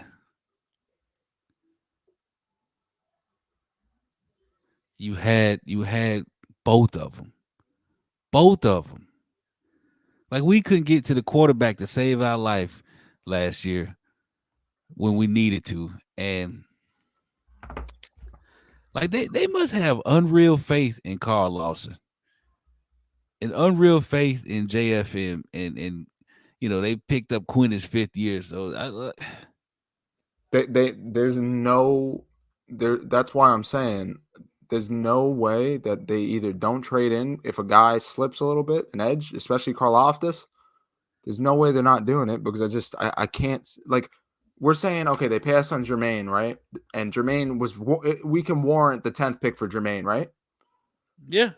Karlaftis up until a couple days ago, or I'm sorry, a couple days ago and into today clearly has been rumored to be a guy that's going to potentially fall out of the first round. So, you know what I mean? Like, okay, they pass on Jermaine. Fine. Jermaine's probably going to go in the next 7 picks. If he doesn't, I'm thinking about it. And I understand, oh, you had your chance, you passed on whatever. We don't know what their board looked like. Quite clearly, it looked like Garrett Wilson is higher than Jermaine. So, I mean, that's what it is. But if you can Which get is insane to me. I agree. But if Jermaine, let's say, is a top 10 player on their board, like Elijah Moore was, because we scratched our head with Elijah Moore, right? If Jermaine's a top 10 player on their board and he slips to a favorable position, that you can get a top 10 player on your board, like Elijah Moore was, who was a top 15 player on their board last year, and you can get him in the 20s for you give them your second and you give them a 4th, or you know whatever it would take to jump up there. You just do it. I get the point is like you had him and you could have taken him, but if you have a player rated higher, that you know is in Garrett Wilson, you just do it. You know, I mean that's my thought process, but you know, I mean it would take a ridiculous drop for me to do that. Like I really would entertain the idea of trading up to 15, 16, 17. But he would have to make it to 20 or lower. Yeah. For me to even entertain. Because I mean, at this point, I don't even want to give up those 2 second-round picks at all. When I feel like those could be starters, and you know maybe you know, we kept saying, well, I kept saying that this is a good year to need an edge rusher, and this is a good year to need a receiver. So, well, edge rusher, and then I don't even know, bro.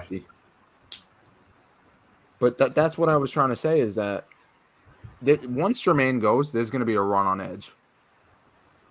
I think Karlaftis goes right after him, and honestly, I think Ojabo is gonna go in the end of the second. I mean, end of the first. I don't know if you guys already touched on that. I think Karlaftis goes after Ebiketie. I think he goes after. Really? Yeah, I think he goes after Ebiketie. I think he potentially goes after Mafe. I think he goes after Jermaine. Obviously, I think he's the fourth guy. And let me tell you right now, if they get a pass rusher at 35, depending on who it is, I'll probably like retract my statements. But I don't know, man. Just Jordan Davis is a monster. he really is. That's a physical freak. Right. Oh my God. Did you see like we've seen guys like Trayvon Walker before. I've never seen anybody 6'6", 340 run a damn 4.7. I've never seen that. And I've never seen someone jump through the A gap like that ever. I would love Travis Jones in the top of the second. And that that's what they're gonna do. That's what they're gonna your edge. But you didn't get your edge. So but you know what they're gonna say though? That one technique that Travis Jones played, he's gonna increase the play for Quincy Williams and CJ. I'm just telling you what they're gonna say. Baltimore Ravens pick is in. Who y'all got? I think this is. I think I like Karlaftis for Kyle Hamilton, I believe. I can see Kyle Hamilton. Is that wide receiver? Let's see who's left at wide receiver because they need wide receiver. Watson could be in play. Jahan Dotson. I don't know. I think it's Sky Moore. It's a little early. All right, let's. I don't know. I don't really like Sky, and Sky Moore's off the board now with Garrett Wilson being picked. So I think they're really done at receiver. Honestly, I think Drake London was going to be the pick, whichever one of you said that.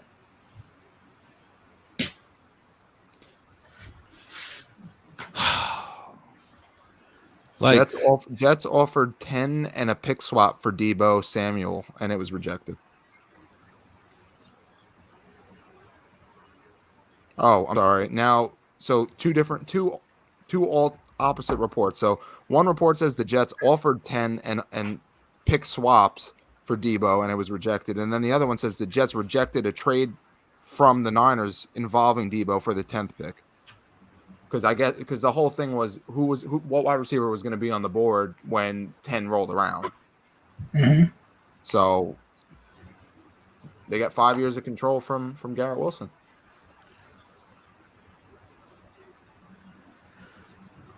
So we got Steve-O, he said, but the thing is, I get Wilson may have been high on their board, but higher than Johnson. To take him at 10, especially after the Giants, after what the Giants did at 5 and 7. It's not that I dislike the picks. I just think in a meh draft, the linemen had to be picks for me. And that's exactly how I feel, Steve. I'm glad to have you back, Steve. But that's exactly how I feel, man. I think you just got to continue fortifying these lines, man. You just listen. But do y'all realize? And listen, and this is where I'm gonna stop, and I'm gonna take it to a more positive note. Do y'all realize that we are a Carl Lawson injury away again from having JFM and Q line up on the edge, and that we are a Mekhi Becton or a George Fan injury away from Connor McDermott protecting Zach Wilson? Hamilton, Baltimore. I don't mean to cut you off, Kyle Hamilton. No, that's all good. Wait. No, I'm just saying, again, man, y'all are going to be upset. And guess what? Even if Sauce is all world, he covers Tyreek for 6 seconds, which we all know that's not going to happen. Nah. If Tua got time, it's all for naught. You know what I'm saying? And that's what I mean. Like you could, I don't know, man. You could have added solid depth in the trenches, and you could have prepared for the future. But it's over. Field Yates is reporting the Ravens just traded Marquise Brown to the Cardinals. For what? Good. I don't know the compensation yet. But what? So why wouldn't they take a receiver here then? What receiver are you taking here? Dotson? Christian Watson? Oh yeah. My bad. Jameson just went off the board. And Olave went 11th. My bad.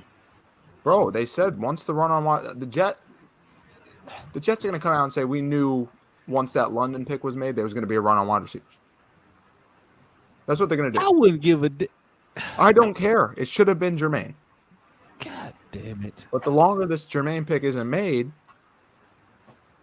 listen, dog, we can forget about it because it ain't happening. It doesn't even make sense now. And I say that, and if they somehow mess around and trade back into the first form, I will be happy. But damn it, it still makes no sense. it makes no sense why they would do such a thing as pass on him twice.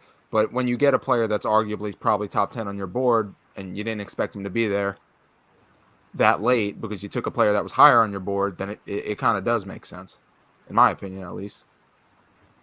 I don't think he's going to make it to the 20s, but if he does, I'm at least giving a call. Good pick by Baltimore, though, honestly. I mean, you get a guy who was a consensus, top 10 talent. It's just safeties aren't as valued as people would like them to be. Yeah. Good pick, though. I mean, it's a Ravens pick, right? They took the best, probably a top 5 talent, just not at a premium position. Oh, Houston's pick's already in. What did they trade him for? The Ravens just... Ravens traded Marquise Brown and pick 100 to the Cardinals for pick 23. Oh, really? Yeah, they're picking... What? Oh, you know what that... They're going wide receiver. You have to. You can't... You just traded Marquise Brown. Oh, Christian Watson? It has to be. Or John. No, they gotta surprise us, Mo. I'm telling you. It will be a surprise pick for a receiver because I got my guy. At least Corey Davis is happy about the Garrett Wilson pick because that means Corey Davis on the way out in a year. And that makes me happy. But watch him have a better year. No, he's going to have a better year. Yeah, he is going to have a better year. Damn. If he just kept... Davis Mills had a decent rookie season. Davis Mills was arguably the best rookie quarterback in the class. Hey, his last 5 or 6 games, he was a dog. He lit up the Patriots. I think he had 3 or 4 300-yard games. Yeah, he looked really good. He had the best game against Bill Kenyon Belichick. Green, Houston Texans. I like that pick. I like Kenyon Green. I like that pick for them. Especially, he went to Texas A&M. He plays all positions across the offensive line. He's a good guy, and he's an All-American. It's a great pick. How mad are you going to be when we get Tyler Linderbaum? Listen, I mean, whatever.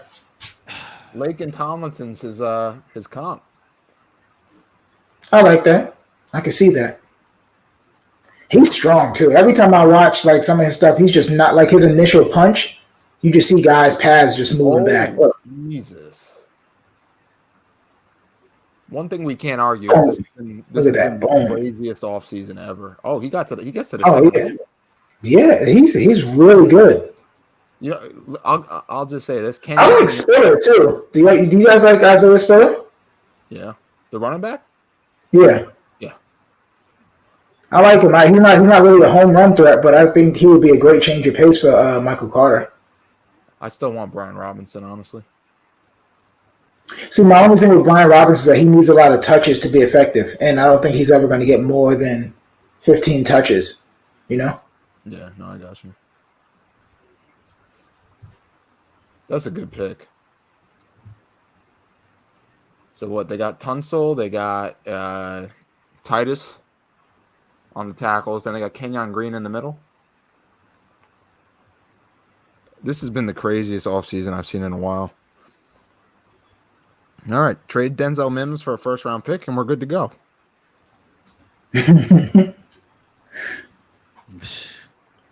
I wish. How is Marquise Brown a first-round worth a first-round pick? People like him more than I do. I never understood it. I thought that he was a pretty good player. Yeah, So Steve-O came back and said, But you know, yeah, he I saw agreed with that. I it. agree. If Johnson makes it to the 20s, I'm definitely calling the flip that 38th pick. But it's going to take 35 and 38, Steve. You I think don't so? know. I don't know. I don't know about that. 69 If he is a gets to very valuable 20, pick too. I mean, yeah, I would do that. 69 is a very valuable pick. See, but Matt, that's what we were saying though, because it's subjective though, because you can make that price. If I call you and I say, hey, listen, 38 and 69, he's like, nah, I want 35. You get one. You don't want to take it? Fine. We'll wait it out. Whatever. Oh, And no, no, I'm just saying. you see how it goes. My question is, Jermaine makes it to the 20s, like Steve-O said, like I've been trying to say, he makes it to the 20s. Let's say you can get 30, you can give 38 and 69, or they want the higher one. They want 35. 35, 69, you take Jermaine. And then you get Jaquan Brisker at 38. We want 4 contributors, right? We want 4 Yeah, guys. no, you're right. You're right. I don't know. I just think at this point you might as well just wait, reshuffle your board because now, I mean, at 69 you can get another contributor, so you might as well just do quantity at that point. I get it, but if Jermaine, if Yeah. the reason you didn't take Jermaine was strictly because Garrett Wilson was higher on your board, and you can get Jermaine still, who's let's say number 5, 6 on your board, which there's no doubt in my mind that he's a top 10 player on their board. You do it. You just do it. Depending on both second rounders. If it is both second rounders, I'm hanging up the phone. No conversation. Yeah. All right, but my whole thing, Matt, then why wouldn't you do that to come get the receiver? Because I feel like the receivers are all closer than the edge rushers were. You get what I'm saying? Why not take the edge and then trade back up in for the receiver? Run on receivers was the problem. There wasn't a run on edges like there is on the receivers. And I'll be honest with you, Commanders, they just picked a wide receiver. So we've had how many? Who went 16, bro? What's that? Dotson. Yeah, Jahan Dotson. What? Wait. But that's what I'm saying is that you had a wide receiver at 8, you had a wide receiver at 10, you had a wide receiver at 11, you had a wide receiver at 12. And then what? You had a wide receiver at 16? And was there another one? 14. Where did Jameson go, 12 or 14? Jameson went 12, Olave 11, London 8, Garrett 10. 10, and Jahan Dotson. So that's 5 wide receivers in the span of how many picks? 8 picks? So yeah. my point is that the edges didn't fly off the board because like we said in our pre-draft pods, there's a gap. There's a huge gap between KT, Aiden, and everyone else. Trayvon was the only exception because of his workout, but there's a gap. So that's why I'm saying is that it makes sense why they did it because if once that London pick was made, you knew what was coming. You knew it was the tower was coming down. So that's why I'm saying it makes sense. So trading up for an edge at 2022 if Jermaine's there, it makes sense because the run on edges will happen inevitably. Look for the Packers, right? They let Zadarius Smith walk. Yeah, but no, they have to get a receiver. Well, who's left? Christian Watson? George Pickens? I think Sky Moore, Traylon Burks. I can't believe Dotson went before Burks. Huh? Packers got 2 first-round picks because of the Devontae Adams trade. That's true. Look for the Chiefs. Chiefs could take an edge easily. I'm surprised the Chiefs haven't moved up. So this Dotson pick doesn't really surprise me. Considering the fact that Terry McLaurin probably won't re-sign. They probably have to tag him. He's severely outplayed his deal, and this is his last year. Oh my God. Spit it out. Titans just traded AJ Brown to the Eagles. What? Wow. Yo, what was the compensation? It doesn't. What was the conversation? It doesn't tell me yet, but the funniest part is all the Giants fans about to lose their mind now because they were making fun of the Eagles because they got jumped for Jameson.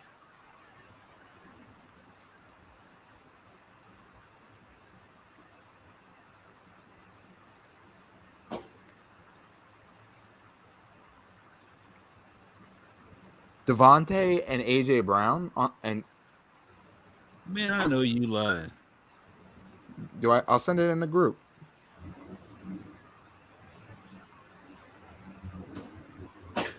Cause like I read an article earlier today that they were in a good place as far as contract situation. Tennessee gets the 18th pick plus. You see what I'm saying? San Francisco wanted. So Joe Douglas is basically he's being penalized for taking advantage of teams because they wanted the 10th pick, so they thought they were going to fleece him for Debo, yeah. who's not the wide receiver that A.J. Brown is. Okay, I'm sorry. They're relatively close when it comes to statistics. They're just utilized different. Yeah, but I think AJ is going to be good no matter where he goes. You think Debo's going to replicate that production? If he goes anywhere that isn't a Michael 14? Wow. No. Yeah, I'm happy for Jahan Dotson. I just really didn't see it. Shout out to him.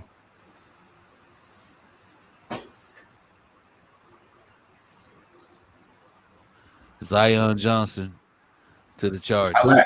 That is a phenomenal pick. Yo, they're going to have the best left side for the next 12 years. Rashawn Slater and Zion Johnson. That's a disgusting Yeah. pick. Yeah. That's the International House of Pancakes right there. Now some Giants and Dallas and Commanders fans are saying, well, Jalen can't hit the broadside of a barn. Okay. It doesn't matter. AJ's catch rate is. Doesn't matter if he can't hit the broadside of the barn this year, because next year, guess what? They traded away one of their first-round picks, and they have 2 first-round picks next year, so they're just going to move up for Stroud or Bryce Young, and then what? Then what's the excuse? Yeah. Yeah, or don't let Jalen kind of take a step, and now he has 2 legitimate weapons. Because last year, I mean, let's be real, like Jalen Reagor has been a pretty big disappointment, right? We call him a bust. We call him a bust. That's what they call that in the industry. They call that a swing and a miss. That's called a I wish I would have taken Justin Jefferson pick. Yeah. Oh yeah, that is right. They took Reagor over JJ. Oh man. All right, so Zion goes. Tennessee's terrible. Tennessee has Harold Landry and Jeffrey Simmons, so they ain't going. I doubt they go edge or D tackle. They took Caleb Farley last year. I don't think McDuffie. Who the hell do they have playing wide receiver now? That's a really good question. So maybe they go receiver. Like you had oh god, I can't even remember the guy's name. Wait, just hold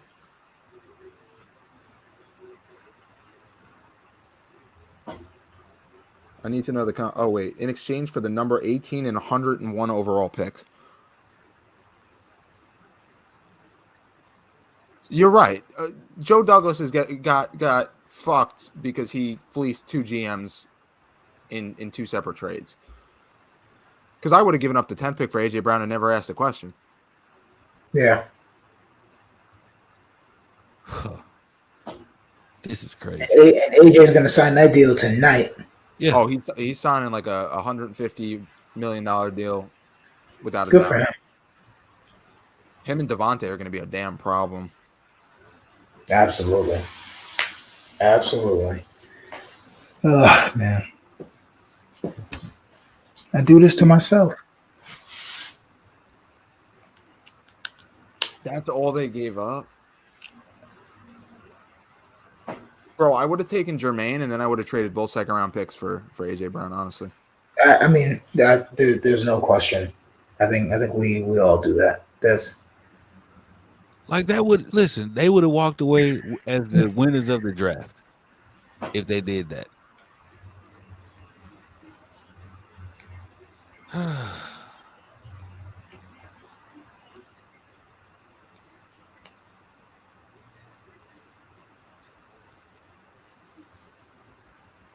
man. Well, all right, so let's put a positive spin on this. The Jets, it's been a while since the Jets had a number 1 corner, right?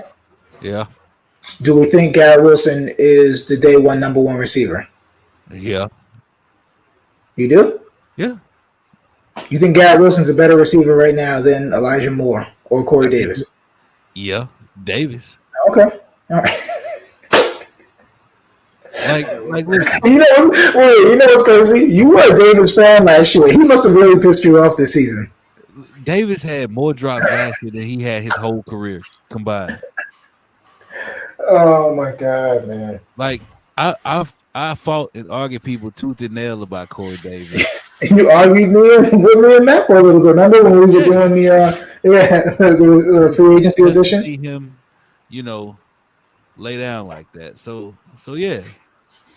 So Steve Jones. So at this point, barring the Jets picking a tackle in the next 2 rounds, Becton pretty much gets handed the left side. Well, they say that it's going to be a competition. No, they said no competition. From what I saw interviews where it was Fance the left tackle until unseated, and he's not getting unseated from left tackle. It's not happening. Oh wow! Becton's playing right tackle or nothing. Wow. That's what I forgot. This was I think a couple weeks ago. I think it was a solid interview, or the media whatever availability. And if Fant's job to lose, it's not a competition. It's more so if Fant just sucks it up, which. All indications last year, which isn't going to happen. An extension. Yeah. What's an extension for Fant look like? 3 years? Another 3? Tack on another 3? Another 3 years, 15 to 17 mil. First year fully guaranteed, and then probably a club option after that if his play falters. I think he would get his AAV will land probably about 17 to 18. Okay.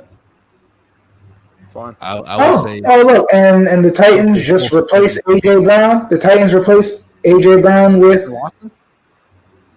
Traylon Burks. I knew it. Smart pick. I love it. What did I say? AJ Brown. He's literally in between AJ Brown and Debo. Just doesn't give you the running back dynamic. They get to start over. Eagles, good for them. Eagles sign AJ Brown to a new deal, 4 years, $100 million. San Fran shot themselves in the foot. They could have had the 10th overall pick and not have to pay Debo, and they could have just pretty much or traded back, and then they could have picked their Traylon Burks, or they could have just took a good receiver. Somebody that fits Kyle's. What'd you say? I think the Eagles won that trade by a mile. Yeah, they got a Pro Bowler. And now the Titans, who are basically a playoff team, they're gonna have to hope that Traylon Burks can come in and do exactly what he does. I honestly, let me look up their roster. I don't even know anyone else on there. The only other weapon I know is Ferkser. Is he still there, the tight end? That's a good question.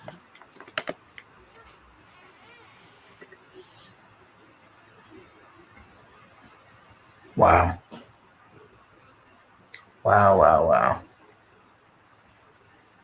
Honestly, teams tried to pull a JD on JD and tried to fleece him for that 10th pick.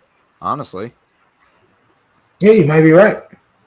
So, they got Robert Woods, but he's still recovering. They got Nick Westbrook or Kenny. Yeah. They don't have AJ Humphries, right? Or not AJ Humphries. Adam Humphries. Adam Humphries. Nope, I don't see him on here unless they have him. Nope. Their slots are Westbrook and Cody Hollister. We're getting dangerously close to Jermaine being in the 20s. I'm just saying. But this is where I thought that he was supposed to go. I thought all the reports that came out. It's so funny. Like we literally said that he's AJ Brown and he gets traded. Well, he gets picked after they trade AJ Brown. So he does give you a little bit of something. That's Debo right there.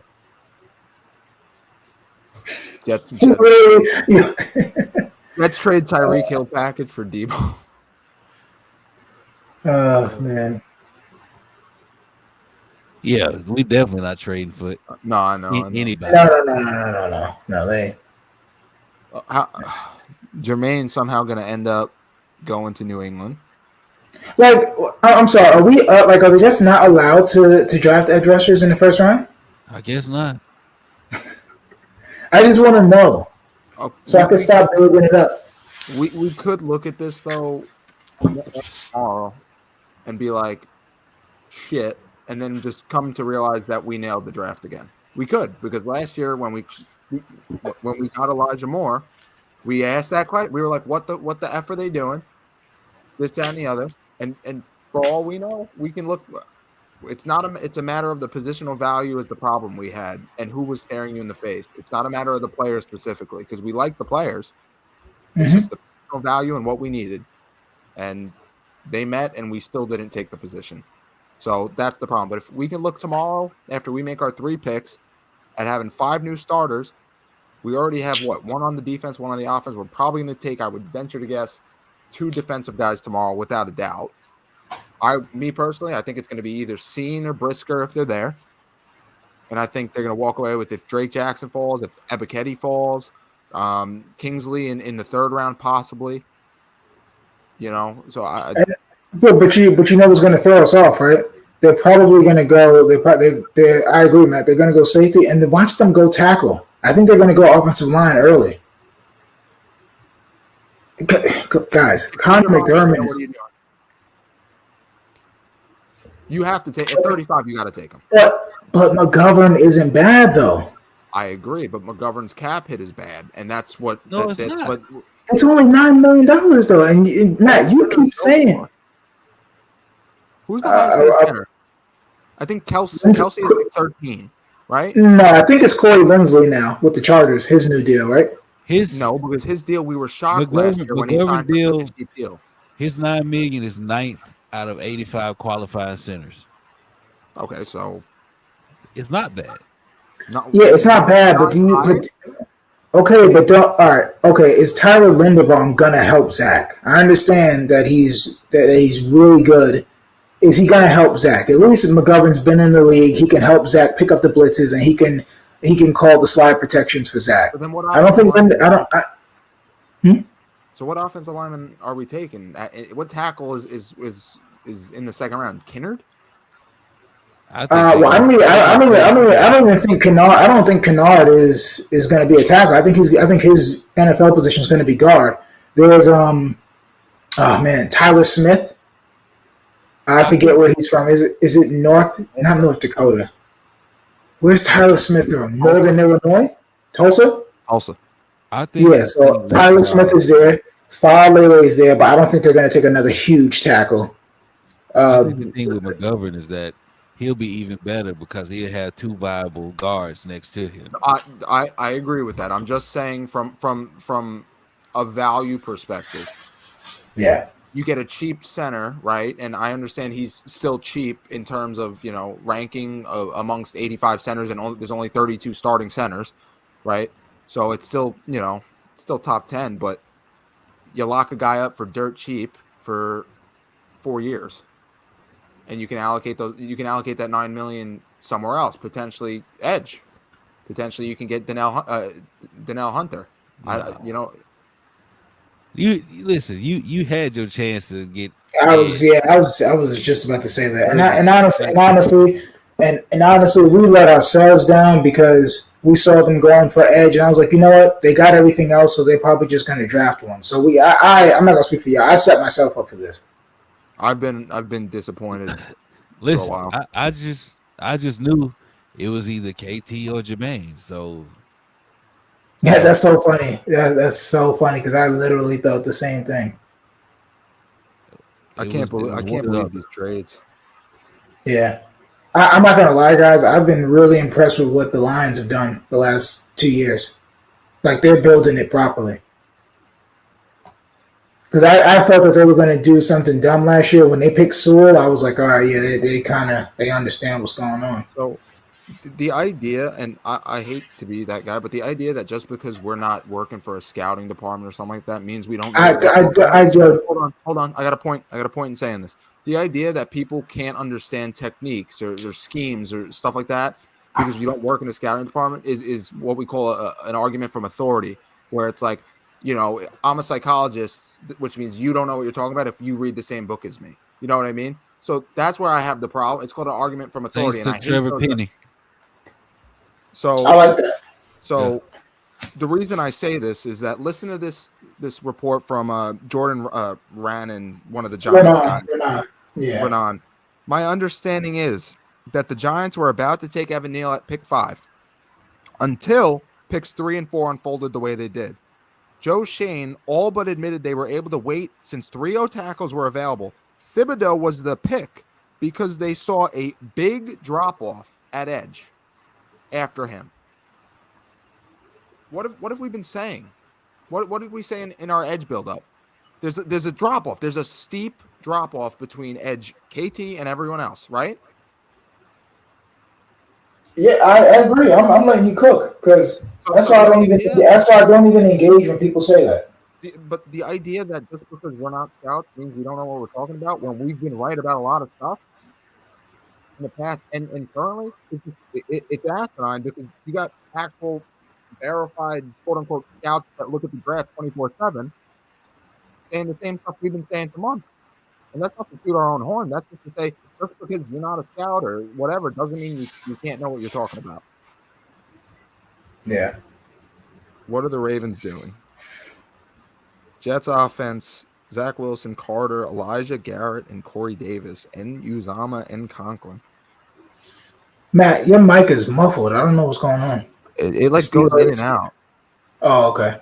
Did we read off this comment for Steve? Honestly, I like Wilson, but I think Olave and the way he creates separation just makes him more pro ready, which we kind of agree with. We said that. Steve, did you catch our wide receiver pod? We talked about that too. I think Olave he can play the Z, the X, and the slot, and I think he's a really good route runner. I think Garrett Wilson is more explosive, but he's not. I think we'd all agree he's probably the third or fourth best receiver and route runner. But he gives you those explosive plays. So I think that's what they're looking for. They're looking for explosive plays, and they're trying to utilize Zach's deep ball. So hopefully we see that. The lesson we learned in all this is that I got to stop looking at Connor Hughes' reports because he was so off base, and he was so off base. Oh, come on, bro! I don't want to. Well, I don't want to badmouth those guys. They do this for a living. I don't want to badmouth those guys, but come on. We just trying to figure out who leaked Jermaine Johnson as the number 4 pick to Connor. Exactly. They just don't even. That's why. Oh, we got Pittsburgh, and this could be a quarterback, huh? This could be Malik Willis. It should be Malik because Malik is. It should be, yeah. But. Oh, okay. Well, watch them go Devin Lloyd. They love good linebackers. Devin Lloyd falls to 35. What are you doing? That's yeah.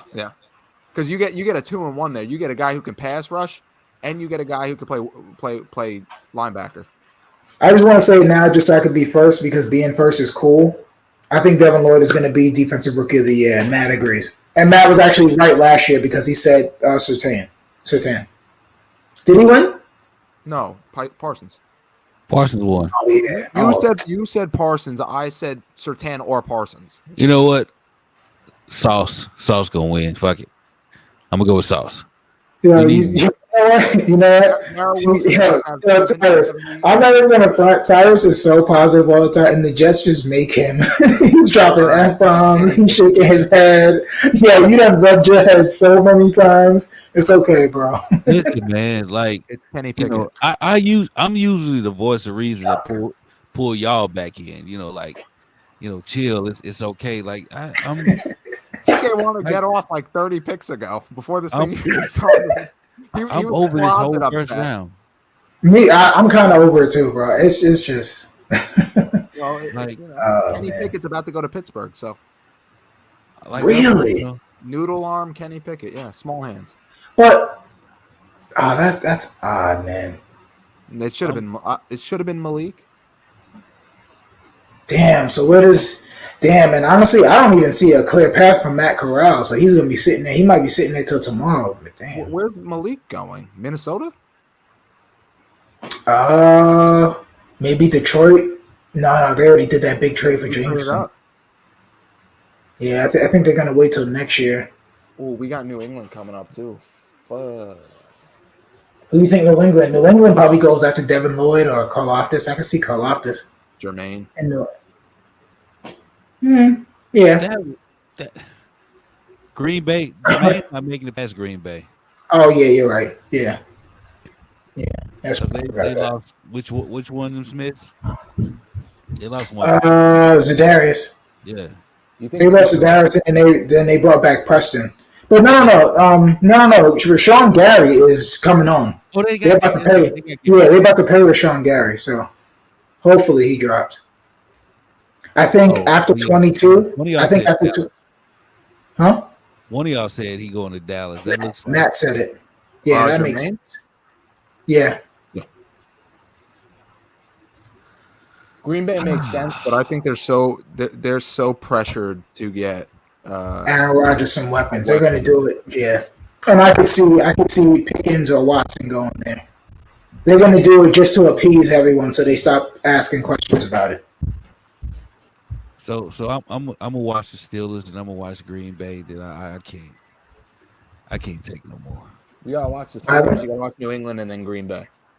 Like I'm really bothered by this. You're in Texas. You don't want to watch Dallas with us? Nah, man. I ignore Dallas as much as I can. I feel like that's hard down there. It really is. Listen, like I hear Dallas talk all. I've heard We Them Boys or This Our Year probably 100 times a day. We them boys. Yeah, We Them Boys. This is our year. You know, like they still stuck at 95. The year I was born. That's crazy. You were born in '95. It really Oh, is. I'm old now. You got people that are 20 years old, born in 2000. I know it's out of control. That Dwayne Haskins moment of silence. Seeing that he was born in '97, man, he was a baby. Yeah, I forgot the Ravens got Marcus Williams. yeah. They got Yeah, Kyle Hamilton and Marcus Williams. Yeah, Kenny Pickett to the Steelers. That makes perfect. it makes So Kyle Hamilton's gonna guess what Kyle Hamilton's gonna do. He's gonna be able to roam, play closer to the line of scrimmage, and hit tight ends. Like that's exactly what he should be doing. And I don't know why people keep saying that he's slow. He's not slow. He's just 6'4" with long legs. He's game fast. Yeah. And he's instinctual. I just didn't want him at 4 or 10. How the hell Kenny Pickett? Oh, all right. Patriots are trading out. Yo, isn't Kenny Pickett 24? Yeah, he's older. He's a senior. He's like a super senior.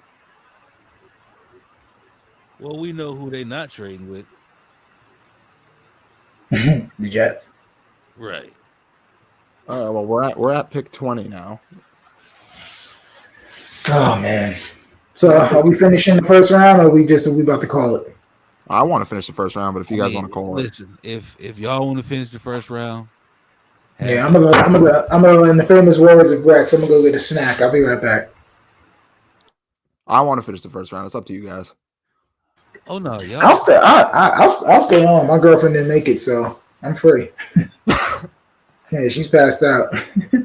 Oh, okay. So come on. Yeah, I'm good. I'm gonna just go grab some. I'll be right back. Yeah, I gotta go use the bathroom, but I'll be back in 2 seconds. TK, if you want to get off and you got stuff to do, feel free. Well, I have to go to work real early, but I'm gonna stick it out for a second while y'all go do what y'all got. Go get a snack. Yeah.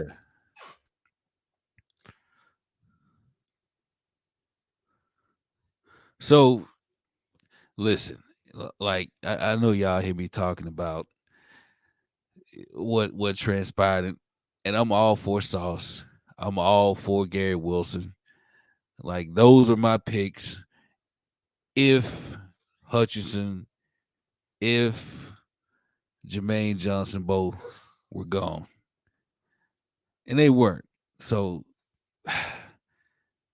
excuse me for being disappointed, but man, we really and truly needed a pass rusher. Now, like I said, you got Mafe, you got Drake Jackson, you got George Karlaftis,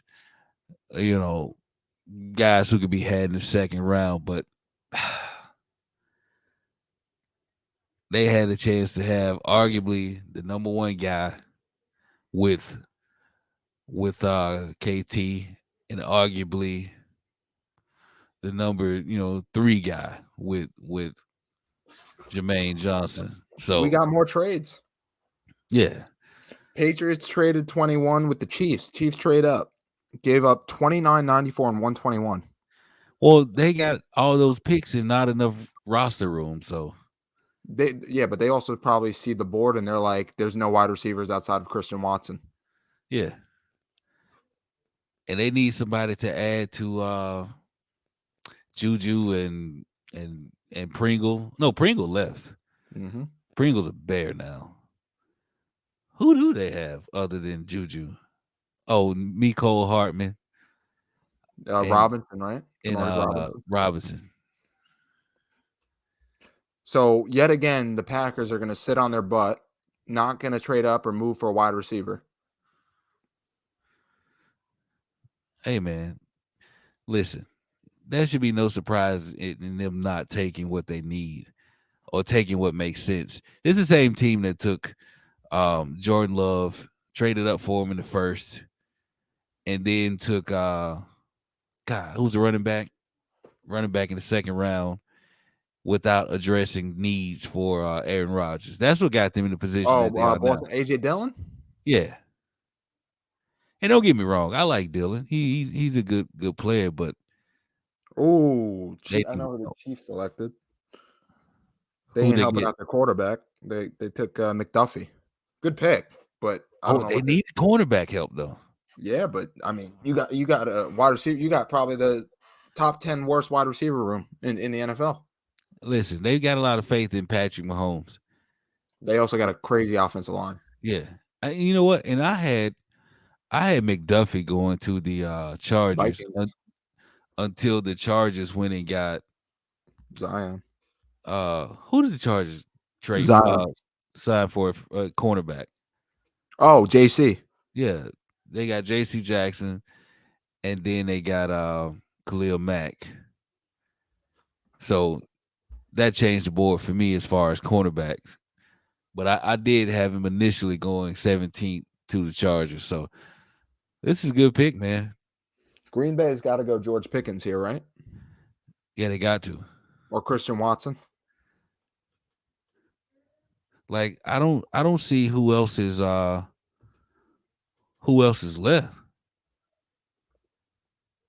No one worth a first round pick.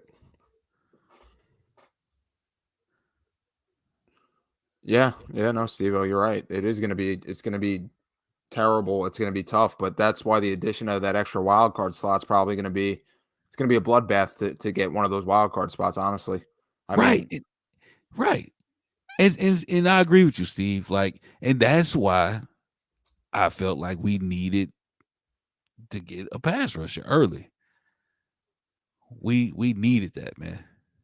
We needed the pass rusher because as much as having a great secondary helps, I guess it's tough. Even I think the AJ Brown trade made it even harder for me now because you look up how little they really gave up, and you're just like, why? Well, why wouldn't you take the edge at 4 or 10? You know what I mean? Right. Because if that's how little they gave up, you're telling me you couldn't have packaged those 2 second rounders. They were just trying to fleece JD, in my opinion. And I guess that's why they did it that way. But I just look at that. I'm just like, you could have probably packaged your 2 second round picks and got AJ Brown for sure. But I mean, you know what? It is what it is. At the end of the day, you're going to walk out of these first 2 rounds, barring any trade up. You're going to walk out of these first 3 rounds with probably 5 starters if you draft right and you don't, draft a head scratcher. So, I mean, honestly, man, considering KT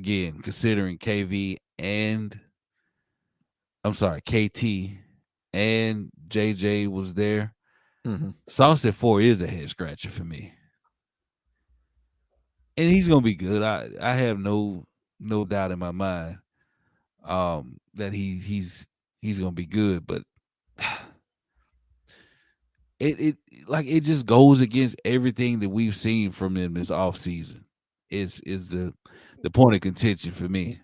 When you Or yeah, or they don't believe in Hall and Eccles and whatnot like we thought they may. So if you're gonna come out in an interview and you're gonna say we want to build through the trenches and then come out with your first pick and pick a secondary guy, that screams to me Woody Johnson had a say in the pick.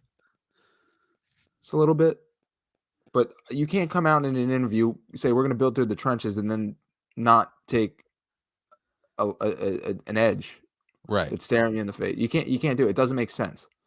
And then on top of it, like you said, you passed on an edge at 10. Now, granted, this edge that in Jermaine has literally been passed on 21 other times. Yeah. So, I mean, there could just be something wrong with the player. Doubt it. But, it doesn't make sense to me. I'm spamming to see who the Green Bay Packers pick. There's nothing wrong with Jermaine Johnson. That's just where we had him pegged. He's a really solid player, but I never bought into the top 10. And TK, you're right. TK, you're right. The Jets drafted 2 good players. And what do I always say? You need talent. You need talent. So you just got to get as many talented people as possible. But I just don't. Or maybe, guess what? Or maybe they were just doing smoke screens. Maybe they wanted the number 1 corner in the draft. Number 1 corner in the draft to me, it was still Stingley, but that's neither here nor there. Steve, that's what I said. I said the Jets, this. That's why I said it felt like a Woody Johnson draft. They got the sexy picks because you already know that. Listen, the skill players are the sexy picks. Applesauce. Yeah, big applesauce. Too much sauce. Sauce Jets. You know what I'm saying? Like it's just going to be deal when he picks someone off. Yeah, but I don't know. I just feel like we've done this already. We've had the best corner in football, and where did it get you? We gonna have to bring Steve-O on one time and talk with him. Oh yeah, for sure. Are the Packers a dumb organization? Yeah, they are. They got lucky. They got lucky with 2 Hall of Fame quarterbacks. Actually, Quay Walker. dog. I know Aaron Rodgers in this. Bro, I know Quay Walker. Listen, Quay Walker went before Devin Lloyd. Bills traded up. I'll be right back. I gotta get some food, man. Hold on. I'll be right back. Bills That's what I did. The Bills? Who do you think they're about to get? They're probably going to get another receiver. They're taking Pickens or Watson. Yeah. So they can. Let me just stop. They took like 3 edges. They took Russo last year. They took Boogie Basham, and they have the other guys. Yo, and I forgot. I was about to say, look at teams that just continually draft edge players. The Bills. They just develop one. And because guess what? Even though I don't think that Russo, I didn't buy into the hype of Russo.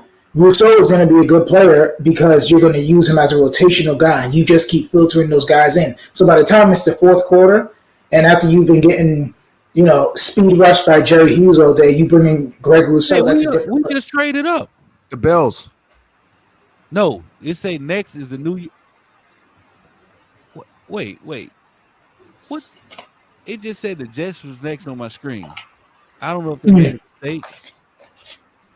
Yeah, it's a mistake because it just says, it says round 2, pick 34. Okay. Yeah, next is, that was a mistake. The Bills are up. Yeah, I was like, wait a minute. So TK, I don't know if you heard. You see the Bills, they just kept drafting edge players, right? Yeah. They took Basham and they took our favorite player last year. They took Basham and Rousseau last year. Yeah. Because they understand. That's why. And granted, I know they got Tre'Davious White, so they can afford to do that. But Also, when you have your quarterback in place and a number 1 wide receiver, you can you can jump out there like that.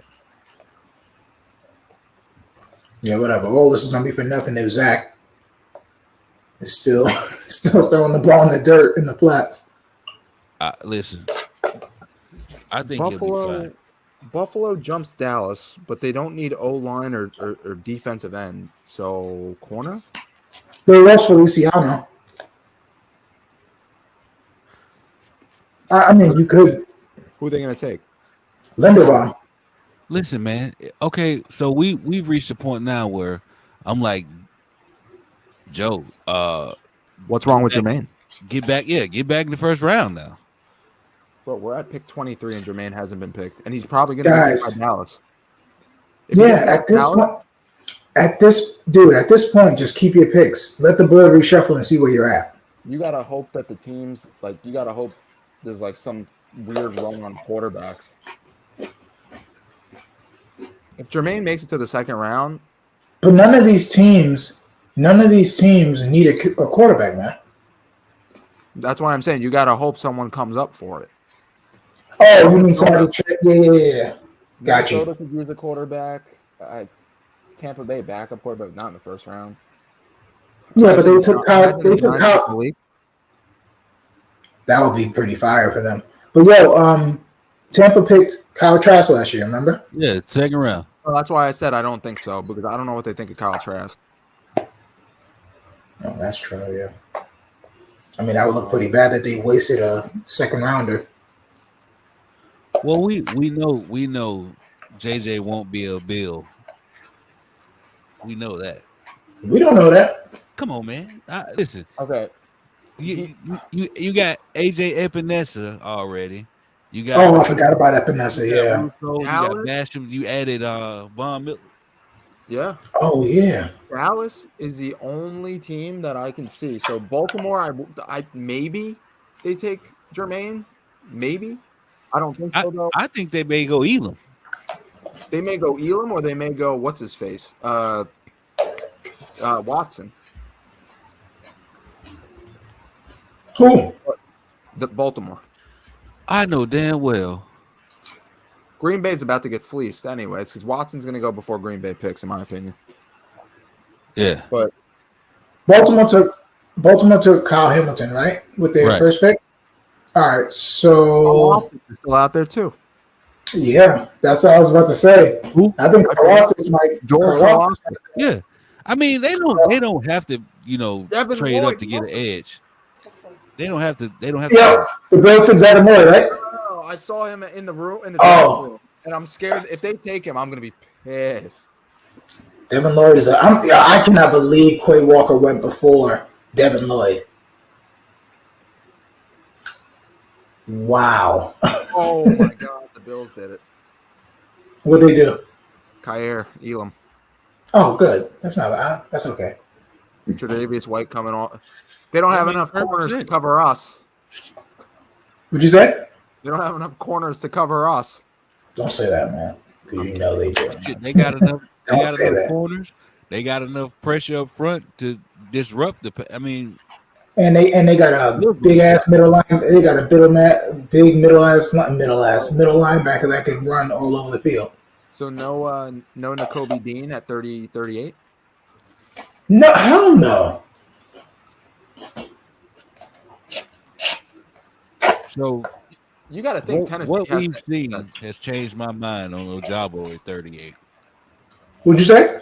I said what we've seen transpire in this draft thus far for us have changed my mind on Ojabo at 38. Look at that. Look at that. That's how you build a team. Look at this. All I see is 4 defensive players and a quarterback. The quarterback doesn't work out. Those defensive players don't really matter. Just I saying. see premium players at premium positions. I think we also forget that not too long ago we didn't consider interior defensive lineman a premier position. Aaron Donald single-handedly made interior defensive lineman. I still don't consider it premier though. I still go Ed Oliver, QB. you just said it, premier players. Well, I was talking about the positions that they picked. I don't think I see a good corner. I see a QB, and I see an edge guy. But I also think that I think the Rousseau pick is you kind of project because he wasn't a starter. You have Epinesa, you had Jerry Hughes, and now you have Basham. I actually like this pick for them. I like Elam. I don't know why his stock fell. The thing is, though, is that this further highlights part of part of the issue of taking a cornerback that high. Like, yeah, Sauce is by far probably the 1 or 2 corner, depending on who you talk to. But if Kyer Elam would have been available at 23, and you could have got KT, you could have got Garrett Wilson or whatever wide receiver, and then traded up for Kyer Elam, Exactly. it would have been a significantly better scenario than taking Sauce. Because I think that, like we said, the gap between the cornerbacks isn't nearly as steep as the gap in the edges. Dude, the gap between cornerback 5 and let's say 12 is not that big. Exactly. The gap between the 5th edge rusher or the 2nd edge rusher and the 3rd edge rusher is huge. But that's all right. Well, it's a broken record at this point. Wow. Broken record matches my broken heart. Gardner, when I think about the Jets, I think about Darrelle Revis. I still watch all his tape. We all do. I mean, that's the right thing to say. Ooh. Side note, UFC just booked Calvin Kattar versus Josh Emmett, which is going to be a banger. Love that. Someone's going to sleep there. Mm-hmm. All right. Let's see. Yo, Matt, do you think that Devontae Wyatt is a first rounder? If Trayvon can go first overall, I think Devontae Wyatt should be a first round pick. I think he's That's the not what second guy across that. That's not what I asked you, though. No. I'm saying is that Jordan Davis was the best player on that defense, in my opinion. I think so, especially too. across the line. And if he can go 13, I think it was. I think Devontae Wyatt was the second best player on that defensive line. Oh, that's okay. Got you. Yeah. So if Jordan Davis is the first and Devontae Wyatt probably has more pass rush upside, then yeah, absolutely. I think he's a first round pick. Yeah. I think Trayvon should have been a second round pick, if not a late first round pick. Yeah, I actually think Devontae Wyatt is gonna. I think Devontae Wyatt would do great in Baltimore, like that multiple front type deal. Yep. He could play 5 technique, kick him inside. I really like this game. So fast. And he's 6'2". Yeah, he's a big boy. He's Sauce's size. Yeah, you know whose son he is? He's Abram Elam's son. Y'all remember him? Yeah. The safety? The safety? Yeah. Yeah. And I didn't know that Matt Elam was Abram. That's Kyer's uncle. I didn't know that. Yeah. Mm-hmm. Some weird shit. Yeah, that's a talented family. I'm trying to spam to see who Dallas takes, because if it's Jermaine, then whatever. But something tells me they're going to go corner. Damn, they picked Taco Charlton in 2017. You see what they said in the pre-draft interview? What Stephen Jones and Jerry Jones said? What? Jerry Jones was like, well, Taco Charlton was Steven's pick, but Michael Parsons was my pick, alluding to the fact that Taco Charlton sucks. And then Taco Charlton the next day on Twitter posted a meme of money like rolling off his face, as if he actually cared. Yeah. Yeah, but Jerry also needs to line. Dallas. Jerry also. Yeah, they might do like Bernard Raymond or something like that. But Jerry also wanted Johnny Manziel, and Steven said, "Let's pick who's the guard over there, Zach Martin." So he should bring that up too. They lost Lyle Collins and Connor Williams. This should be Linderbaum. Linderbaum, yeah. I was about to say that makes sense. Hey, that's the Dallas thing to do, though. Like it would not shock me if they took a center right here, but didn't Travis Frederick just retire? Yeah, he had back issues. Damn, he was good, man. I forgot what he was suffering from something, man. It was something serious. It was like chronic. It's some chronic deterioration of his vertebrae in his back or something like that. Damn. And Tyron Smith is getting up there now, and he's a free agent after this year. Exactly. Great. Yeah, the dude from Central Michigan might be the pick to tackle. Yep. I'm telling you, the more Jermaine falls, the more he suffered from Julian Barr syndrome. Yeah. Is that the deterioration of the back or whatever? I think so. He retired in 2020. Yeah.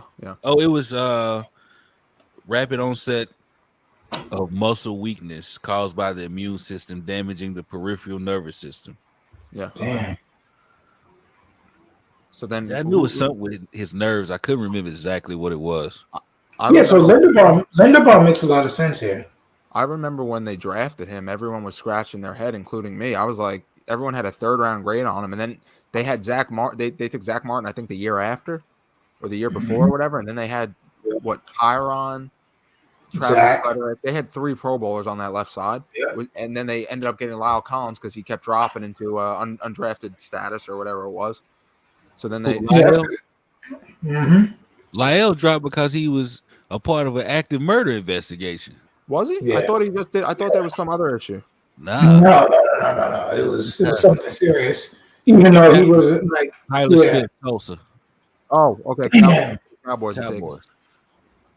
They love them damn Smith boys, don't they? Yeah, they're taking Tyler Smith is he's a nasty big boy. 6'6", like 330. I thought he was on like Yeah, 6'4", 6'5". I thought he was 6'6". No, there's that one guy. There's that one guy. I think it's. Oh, okay.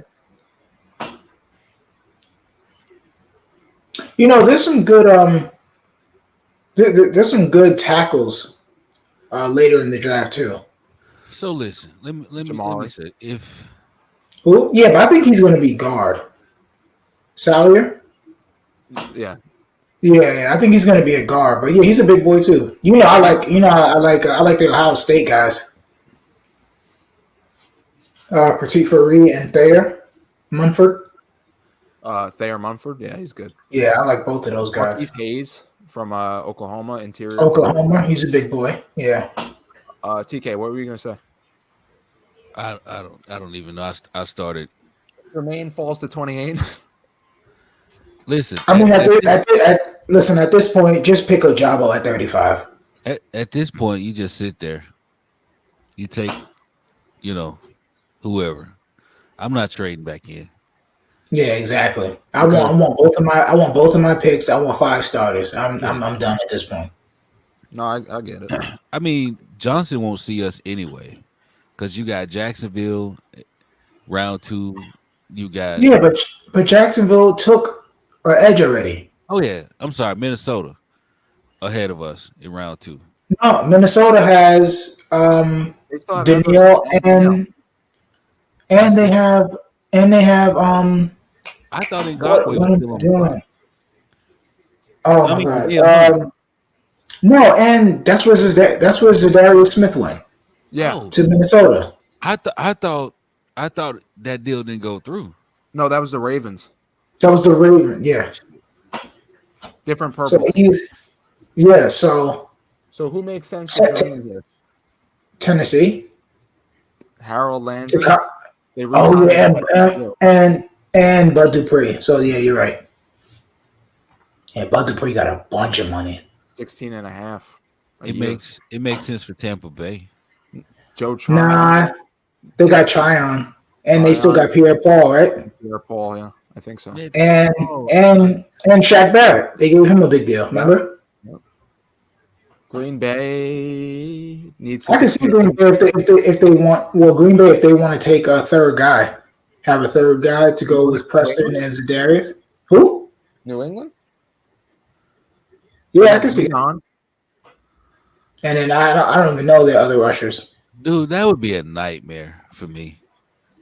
Trade up to Green Bay's pick. It would be a nightmare for me if JJ ended up in New England with Kayvon ended up in with the Giants. I know. It's the Heartbreak Hotel. Like, that ain't no way.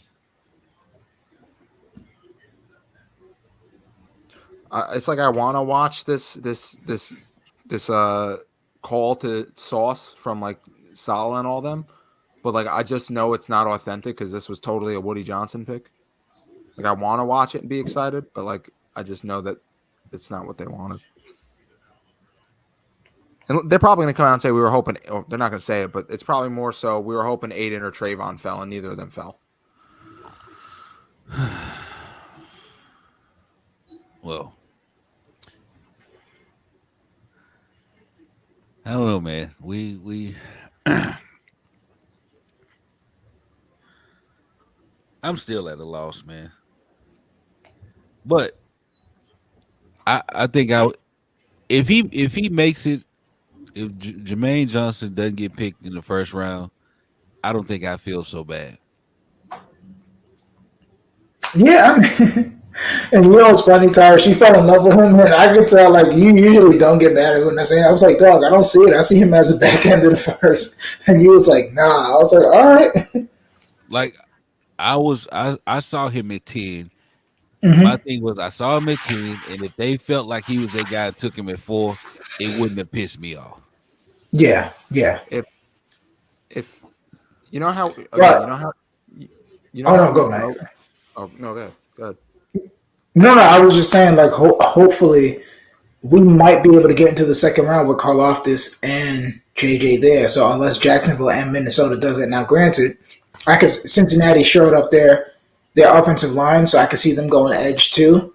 Kansas City, they could use another edge because they had to bring in. Yeah, but you still need that third guy now. And you're not paying Burrow. You're not playing Chase. Who else are they really paying? They paid Lyle, and it wasn't even that much. Higgins. They got the Joe. This is T. He came in the same time as Burrow, right? Who? Higgins. Yeah. Oh, so they're both going to year 3. Jesse Bates they're gonna have to pay. I mean, but that's fine. Though. What is Jesse Bates going to cost? 16? 20. No. 20? I don't know, man. If safeties are getting $20 million annually, the cap needs to go up a lot. Wide receivers are getting 25 to 30.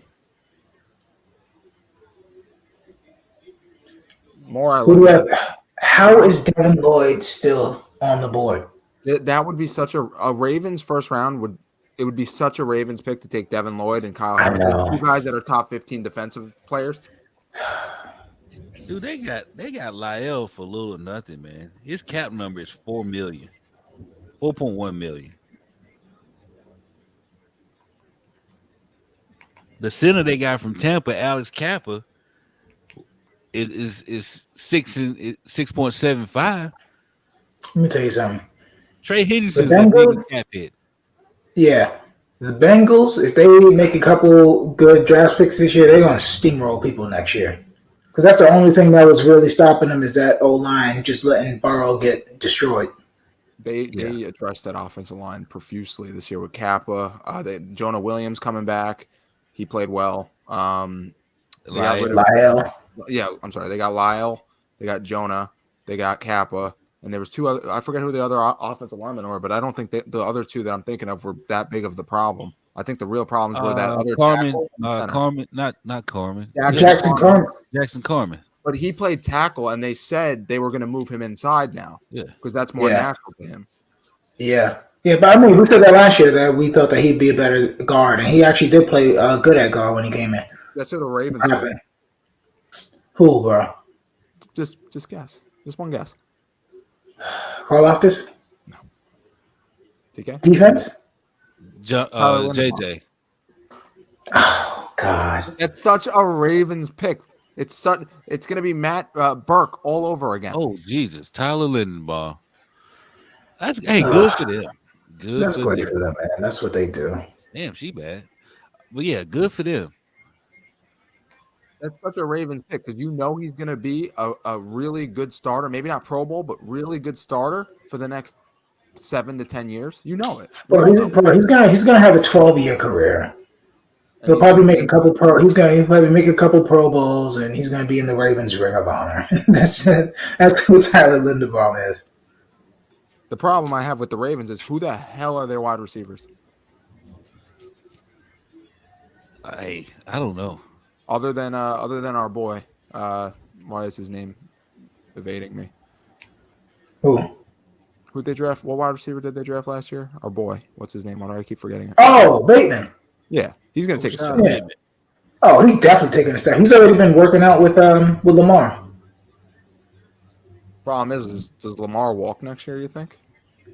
Nah, I don't think so. He's self-negotiating his contract. Jets traded back into the first. Did they? That's what I'm saying. Jets. Oh shit! It keeps saying. Jets are on the clock. I told you. I knew I wasn't tripping earlier. It kept saying No, that. no, no. It did. No, it said that, but it said round 2, pick 34. I saw that too. Yeah, so they're probably going to take Jermaine Johnson here. But it showed Minnesota up there. But it's Look also, at Linderbaum running down the field looking for somebody to destroy. This is why Matt was in love with him. I need to know what the compensation was for this. I'm more concerned with that. What? What the compensation is. They probably give up would a have 4th. 3 first-round picks. I said it, and I know it wasn't You did. that hot of a take, but I did. You saw Tyler planting Tristan Wirfs in high school? Did you watch the video on that? No, I didn't. He said that Tristan Wirfs for 2 years absolutely whooped his ass in wrestling, and then he finally beat him. Well, yeah, Tristan's older.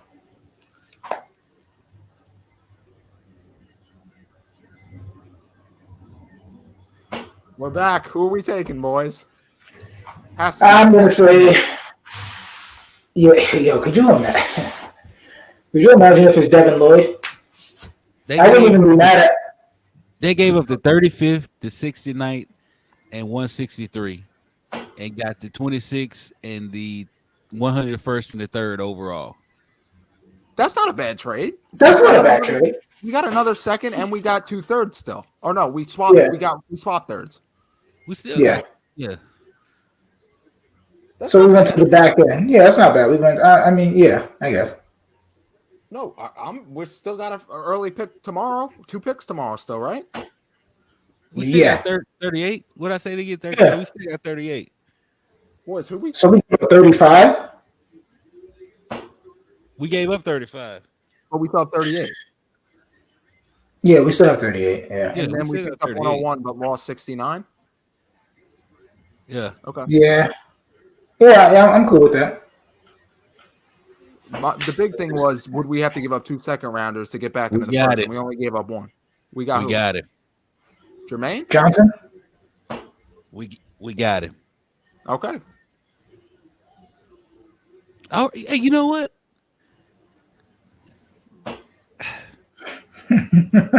You're happy now. We're happy. He's happy now. Listen, man. 35, 69, 163 to Tennessee for 26 and 101. Okay. So I don't have any problem. I think, well, I don't know. It might not be. I don't know. Listen. It can't be nobody other than him, man. Yeah, it's him. If JD got Jermaine, this is a masterclass, unfortunately, for everyone. I can't. Listen, imagine he walks away with Devin Lloyd tomorrow. No, I don't want to think about that. I would love that. That would make me happy. What would you need tomorrow? Jaquan Brisker or Devin Lloyd or C? Oh, I'm taking. Give me Devin Lloyd all day. I already told you. I think Devin. Good. No, I think Devin Lloyd is going to be the rookie of the year defensively.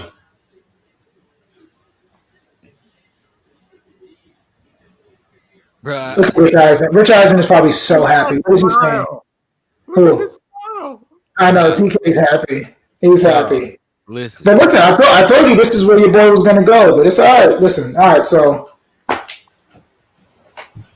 I said we were. I'm not going to front. We did come away with an edge guy and a number 1 corner. So I will retract. I won't retract all of what I said because I still think Thibodeau is clearly head and shoulders better than him. But I could roll with Jermaine Johnson. I'm going to turn this up, so I'm going to mute it. Wow. Joe effing Douglas, dog. I'm good with this. I am very good with this.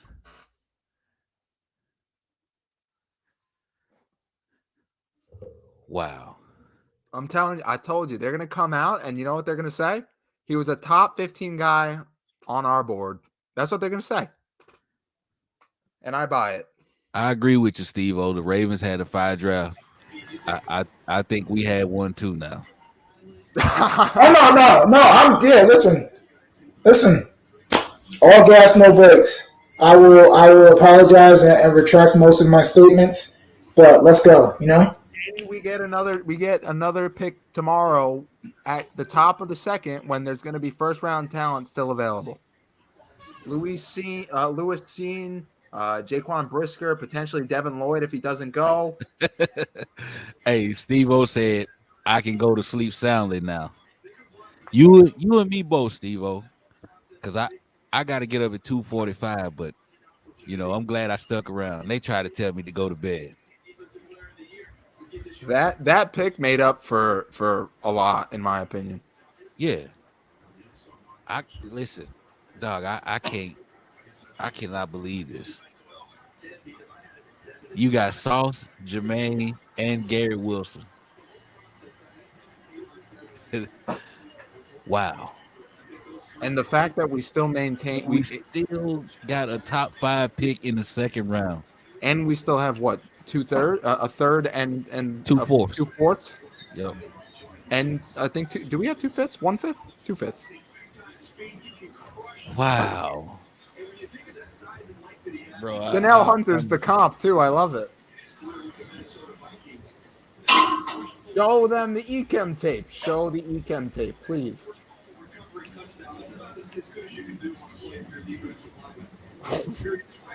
Listen, wow. I don't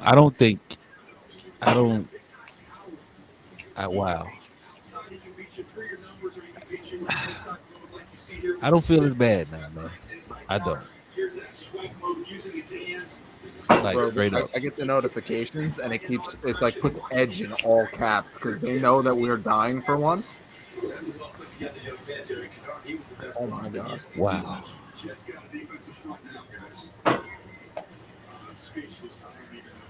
Well, listen. So everybody got what they wanted. Jets Twitter account. I'm going to send it in the group chat. They're so funny. What happened? Look at the group chat.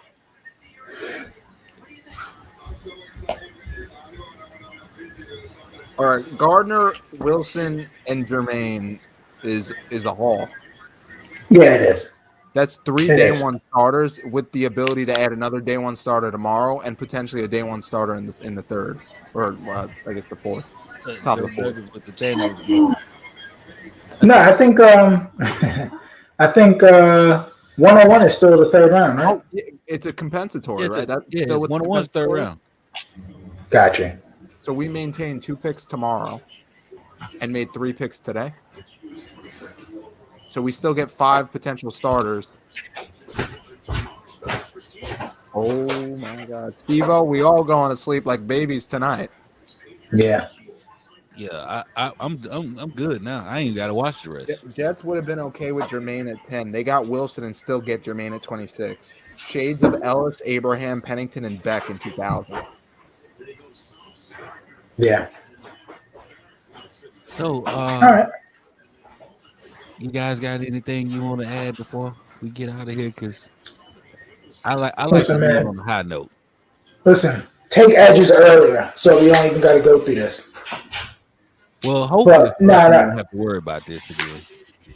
I mean, no, honestly, like this is what they needed. We wanted one to go way earlier, but most people had him mocked in top 10. Some people, your boy Connor Hughes, Matt, said that don't be surprised at 4. And we get him at 26. So I'm just happy that we stayed up because we were all going to call it a night at like pick 15. Exactly. Steve, so my next question is 38 defense, or do we continue the defense, offense pattern? I think the offense is pretty much set right now, unless there's somebody that just completely falls there. I'm probably in the minority here. I would get another weapon for Zach. I think with this O-line, I think somebody like Kenneth Walker III could possibly be an option in the second round. Reese or Kenneth? Oh God. Yeah, I think that would do a lot. I Devin think Lloyd's out second. there. Oh yeah, Devin Lloyd's there. I'm going Devin Lloyd, and I mean, and honestly, I would even do Lewis Seen. Hey, Oh, shout out what's to on Damien. What's up, Damien? My boy Damian Berkowitz. Listen, he had been on the table jumping up and down for Lindenbaum forever. So I know it hurt him to see him go to Baltimore. But hey, listen, we came away with a nice haul in the first round.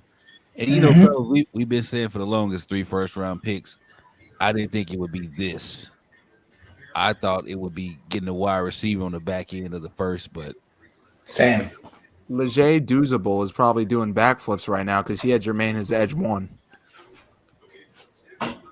well, Another reason why just because you're a scout or you play it doesn't mean that you know much.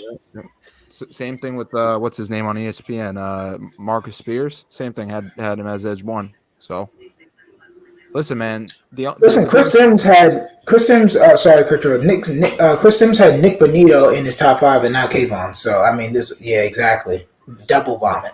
I saw reports saying Nick Bonito is just going to be a situational third down rusher.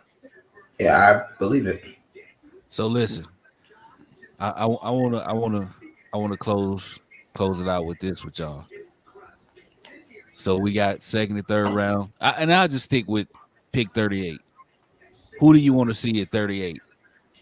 It's tough because it would be a better question to ask if I saw the rest of the picks. Yeah, I'm going to stay up and watch this, and I could answer that. But I'm going to tell you right now. Where do you see us? Still needing no tackle. Honestly, if Devin Lloyd is there, I would love Devin Lloyd. I think the world of him. I think that he steps right. I think day one he steps in. He could either play Will or Sam, and he can also give you some pass rush productivity from day one. So, well, to answer what Damien said, you still got a few linemen that could be had. Later, third, fourth round. You got Tom. Zach Tom. Yeah, Zach Tom. So I'm not really. Yeah, you got Daniel Farr-Lillard. You got Zach Tom. You got Matt Willetsko from North Dakota State. You have Nicholas Petit-Frere, the tackle from Ohio State. There's a lot of good guys, but I think those guys are going to start going mid-second. So I don't see us addressing one in the second, Damien. But if I had my pick, I'm taking Jalen Petrie. Play safety. I love Jalen Petrie because he has that versatility where he's kind of honestly he's Michael Carter. A better Michael Carter. Oh, I was about to say, or it seems they could move Michael Carter back because we talked about this during last season. You know what? I would take Lloyd. Oh, Devin Lloyd's gone anyway. He's to the Jags. Great pick. Oh, never mind. Damn, good pick. Damn. That finishes off that defense too, because they got what's his name, Foye the linebacker from the Falcons, and now they got Devin Lloyd after trading Miles Jack. That's a great. Yeah. Daxton Hill is a good one too, because he has versatility at safety too. Yeah, and he plays corner. Petrie is a playmaker. Devin Lloyd. Damn, Devin Lloyd is going to be a monster for them. Yeah, that's bulky. At least salvage the first round for himself. So let me ask you this then: with Lloyd gone, somebody already got Dean, right? Nakobe Dean, right? No one's got Dean. Okay, Dean's still out there. Would you entertain Ojabo at 38? Absolutely. I think the talent is just too great, and Lawson. You don't know what you're gonna get from Lawson. Now you're gonna get a younger Lawson potentially. Now that we got Jermaine in the fold, I'm all for Ojabo at 38. I mean that. I still think you need to address safety, and I just think that Lewis Seen and Brisker are, in my opinion, they were first round picks. So if they're there, if Daxton Hill's there, if Petrie's there, all those guys have versatility to play safety in the deep third. I think that it's almost you kind of have to do it. Yeah, I mean I wouldn't be mad at safety because again, we got Jordan Whitehead. Re-signed LaMarcus Joyner, but I mean he's a stopgap. He's he's older. Yeah, he's older. injury concerns, and Yeah, Ashton so Davis. Honestly, I feel like Ashton Davis pretty much does what Jordan Whitehead does. So I think that's Ashton Davis insurance. I'm not expecting much Exactly. from that. So I could see Lewis. yeah, Will you entertain the idea of another wide receiver? no.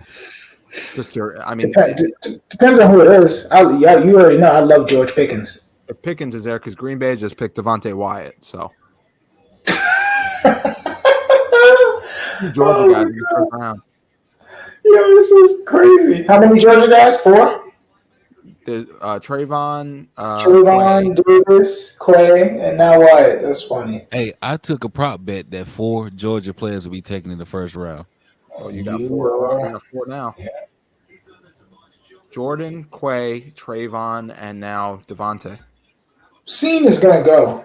I could see the Bengals doing that just in case they don't want to pay Jesse Bates. I could see New England taking Scene or taking N'Kobe. Oh, we have 2 fourth rounders. I didn't know that. I thought we had 2 Yeah. Yeah. So now, No, we have 2 fourth rounders. Yeah. and they're high 4th rounders. Yeah, it's like 112 and 117 or something, right? 111 or something. Hell? Yeah. So we're gonna walk out of here with minimum 4 starters, Possibly. possibly Possibly. 5.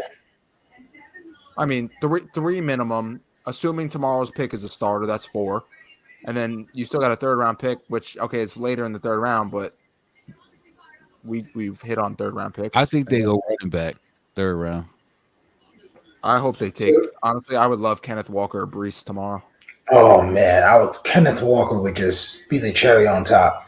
But so Steve-O, did we read off Steve-O's comment? So for me, Lloyd or Daxton Hill, well, Lloyd just went. Our top choice, Petro is a playmaker in the center field, but his size worries me. I mean, he's not that small. He's 5'11", like 195. So if you're going to be playing deep third, playing that center field position, then I think that's fine. And he just gives you positional versatility. He can blitz. He's a willing tackler. He's scared to hit. Yeah, so he could play him at 3 positions, and he could cover tight ends and back. So that'd be a good pick. Yeah. Hey, we gotta go to the draft next year. Yeah, I'm down. Depending on where's it going to be next year? I don't know where it's gonna be at next year, but wherever it is, we gotta go. Yeah, Detroit might host it. COVID messed everything up for me, so I didn't make any plans. But now, matter of fact, I'm planning on 2 home games flying up there this year, so I'm ready now. I think New England could take a safety. As soon as Jermaine get his number, I'm getting the jersey. There you go. I'm getting the black one, and I'm getting the white one.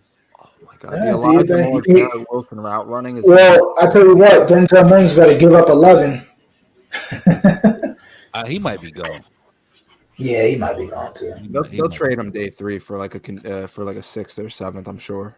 They'll get it too because the run on wide receivers was pretty nasty. I mean, there's only Watson and Pickens left in the first quote unquote first tier, and everyone seems to think Pickens is going to be a potential offensive rookie of the year candidate. This is a good spot for him right here in New England.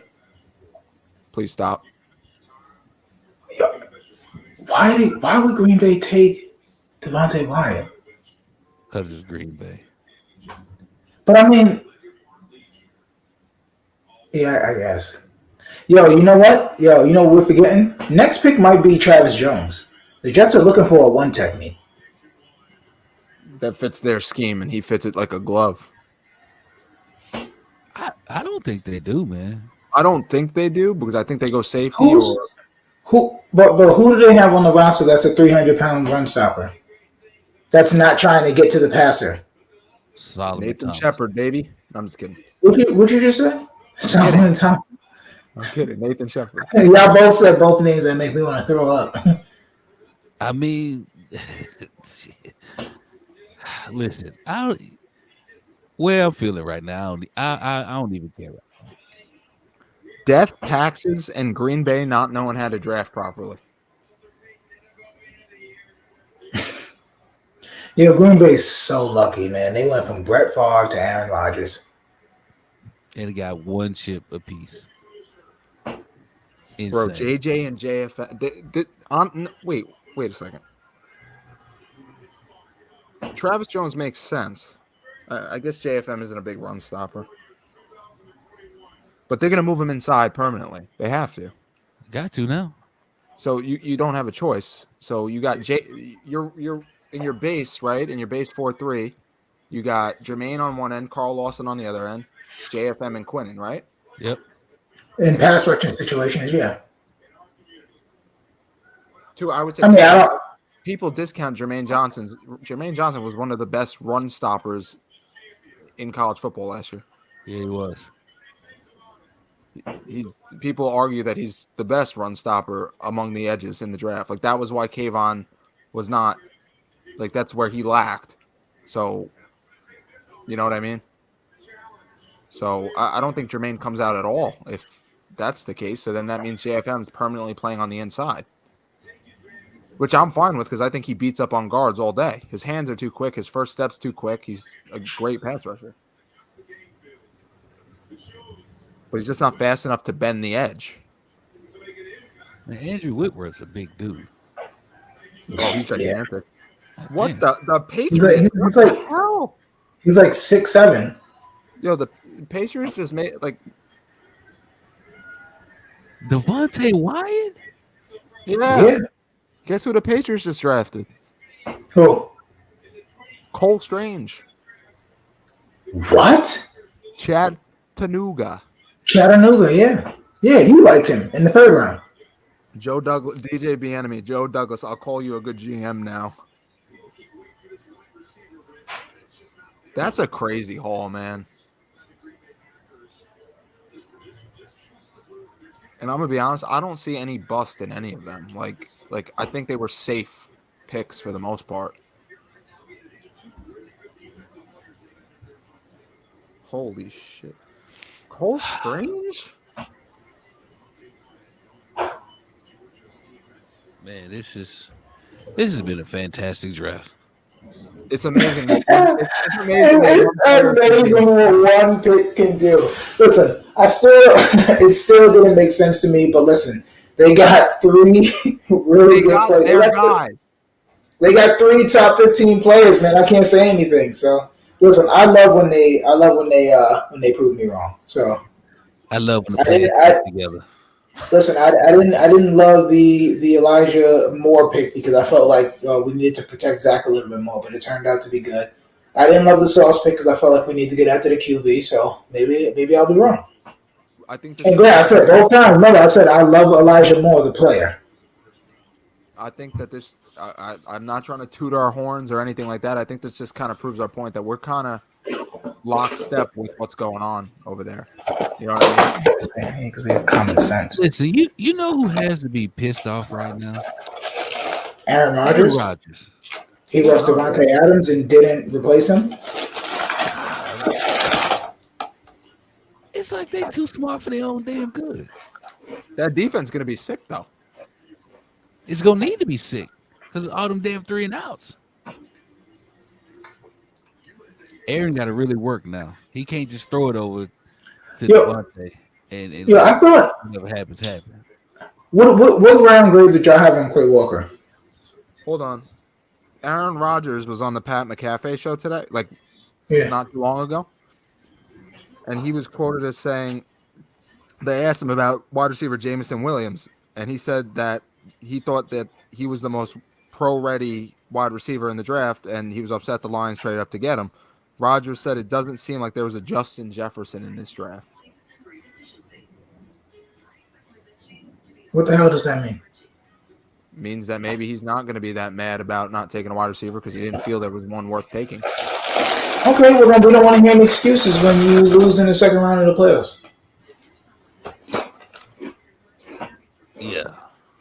Yeah, there's no excuses. So Daniel Jeremiah says the Jets nailed it because we got 3 of his top 9 players in the draft. And we do sing the praises of Daniel Jeremiah a little more than the ESPN guy. Oh, we absolutely do.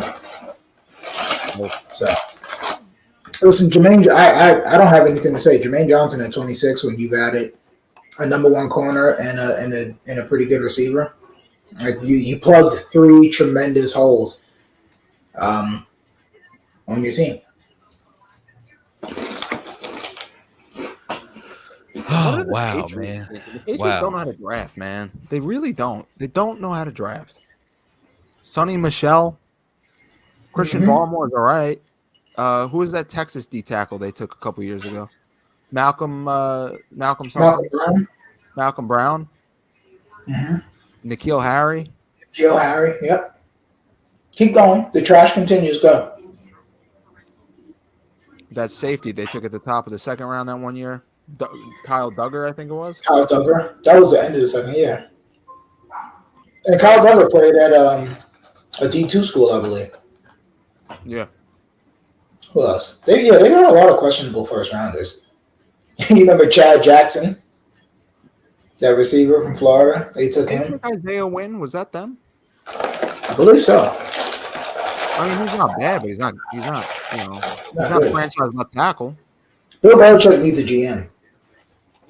He as much as it pains me to say, he is who people want Jerry Jones to be, as far as being in total control, in the sense that Jerry Jones has made a lot of good picks. He really has. Like the Zach Martin pick was a great pick.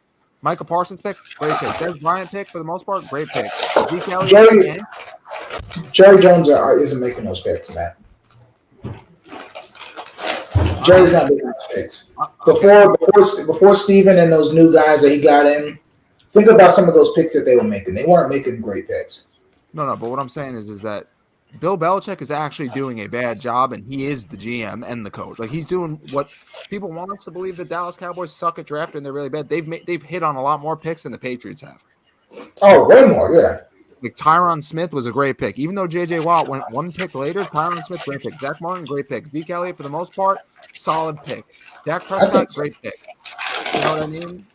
Michael Gallup, great pick. So the CeeDee Lamb, great pick. I see so many people with 2020 hindsight vision though about CeeDee Lamb. They're Jets fans especially, because I wanted CeeDee Lamb. I really did. We all did. I wanted Jerry Jeudy, but at the end of the day, I knew taking a tackle was probably going to be a smarter move. Granted, hindsight's 2020. Yeah, I wanted CeeDee Lamb too, but I also knew that they needed to protect Sam. Protect Sam from who? I know. Yeah, right. The ghost. They really took Cole Strange. Who's KC taking? Oh, they probably took safety. Oh yeah, Lewis Cine.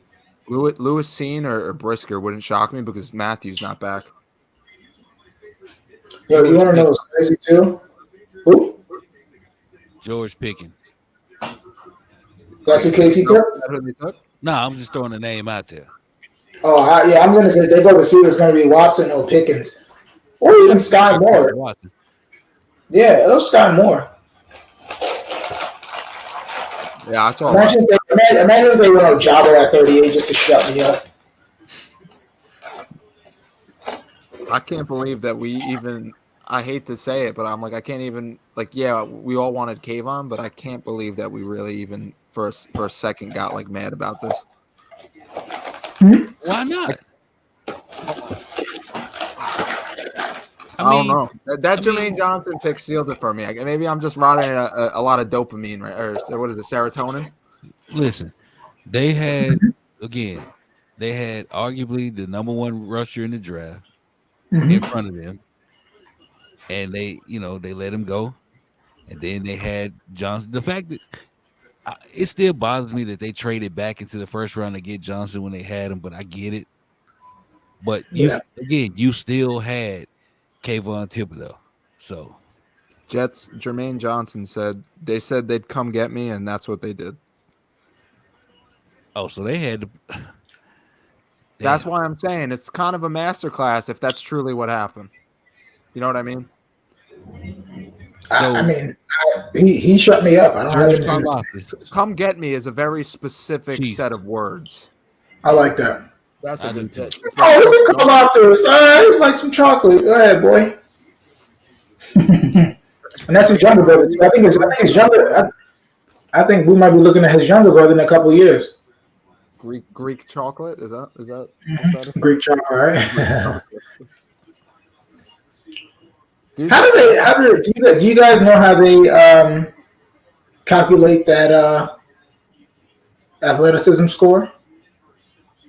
I know it's a combination of measurables. Yeah, I've relative. never been able to figure it out. Like I've looked at it and read about it, but how they figured out is just beyond me. I think it's a combination of your measurables and then your testing, right? Yeah. Yeah. And I think it takes into account productivity in season too. I just I stick feel like that's a little bit low for him. I stick to contracts. I understand those a little better. To me, he's a freak athlete. That's a nice pick. You know what people got to stop doing? They got to stop discrediting white boys. Who's discrediting white boys? Because they were acting like Aiden isn't the same athlete that Trayvon is. That's what they were trying to say. Okay, I get you. Yeah. When he had a better 10, he had a better 3-cone and 10-yard split than Trayvon. They also trashed TJ Watt when he was the pick at 30. I like that. I like TJ Watt. I didn't think he was going to be what he is now, but I was like, that dude, he understands. And I remember the Jets that's when the Jets were playing 3-4 too. That's a great pick. It's a great pick because he's going to be a really stout run stopper. Mm-hmm. But he has already a good array of power rush moves. If he just learns a little finesse and little,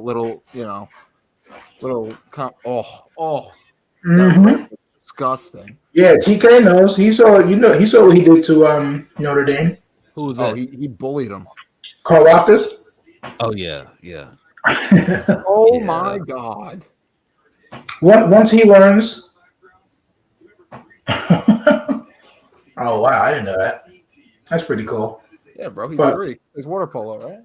Yeah, once he learns like just what Matt said. Once he learns, because he uses the bull rush too much, you're not gonna be able to bull rush people like that in the NFL. Once he learns, the strong arm. Yeah, his long arm will get better, and then if he learns an inside rip move, he could be a real problem. Just a dip, honestly. Just like a little shoulder dip. Mm-hmm. That's the one thing that does separate Karlaftis and Jermaine, and I'm not saying as far as like the gap between them because I don't think it's very big, if at all. Is that Jermaine uses his hands very well. Like spin moves there, rip moves there, bull rush is there. Karlaftis is kind of a really decent run stopper, and Jermaine is also a really good run stopper. But Karlaftis has that only power rush move, doesn't have a spin, doesn't really have like the full array yet, and Jermaine does. Jermaine's issue is combining them together and chaining them off of each other. Karlaftis is not. I don't know what chaining kind of comes with developing more moves. So when he develops them, he'll naturally learn to chain them. Mm-hmm. And also, we have to remember, Karlaftis started playing football late. Exactly. Which is also why I'm thinking Ojabo at 38 is almost like a no-brainer. He started playing his junior year. I thought it was his 10th grade year, junior year high school. In moves. And he uses his hands pretty well. Yes. That's he can move quite clean. Yeah. Oh, so I think all right, who do they got? Might as well finish it out, right? Yeah, one more. Connor Hughes, after a few calls and texts, I don't know if I can express in words how thrilled the Jets are that they were not only able to get Jermaine Johnson, but get him at 26. So they weren't planning on him to be there, but they knew if he made it to a certain point, they were going to do it. It literally just came down to draft board where he was compared to they're better than me because I would have been sweating it out. I would have traded it up once it got to 20. If Jermaine Johnson becomes better than Kayvon Thibodeau, you guys won't hear the end of it from Leger's Doozable's mouth. I'm not even going to front. I don't even care. Yeah, I don't give a damn. Give us 10 12 sacks a year. We would have gave a damn. We would have gave a damn if we didn't get Jermaine, though. Yeah. Oh.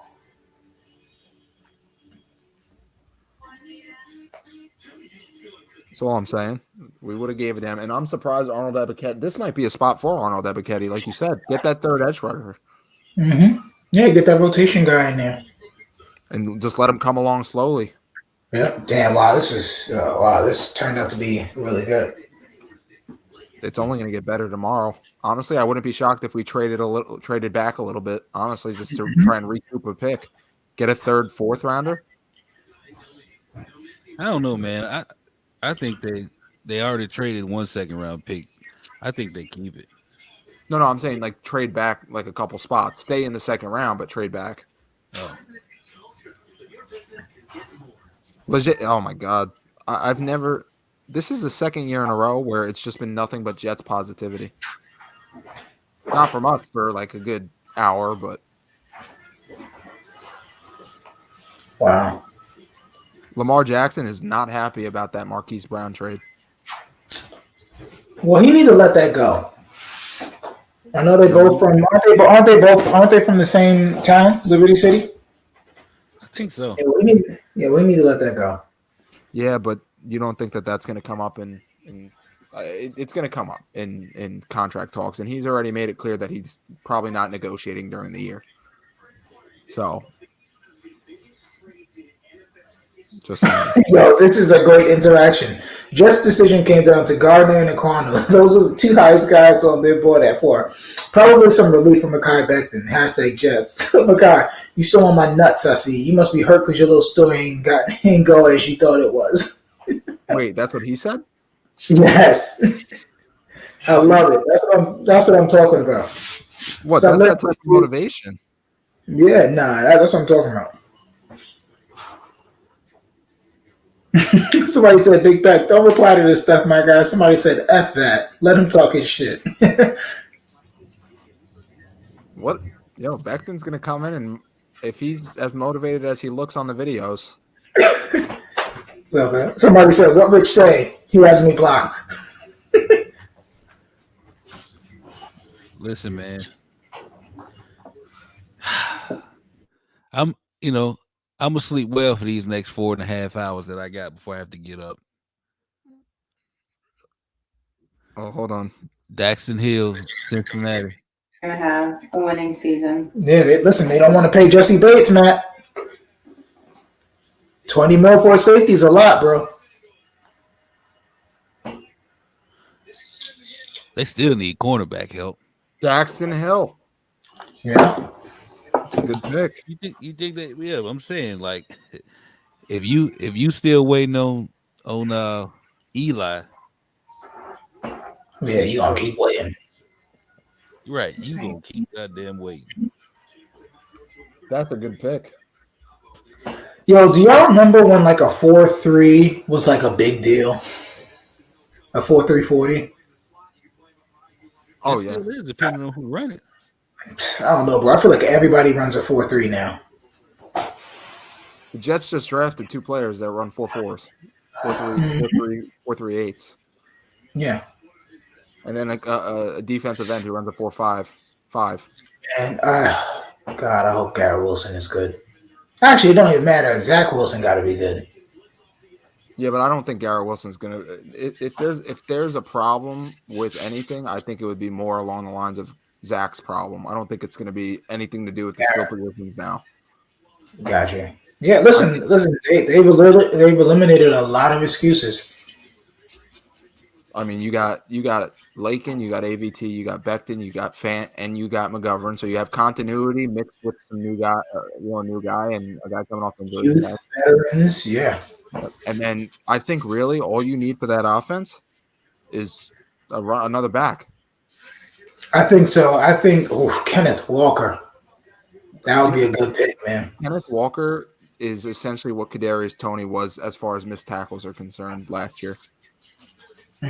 Kadarius Toney had the highest missed tackle percentage in college football. Kenneth Walker had the highest missed tackle percentage in football. They just play 2 different positions. I would still love Cook, though, Dalvin's brother, because he's the best receiving back. Yes, indeed. He's good.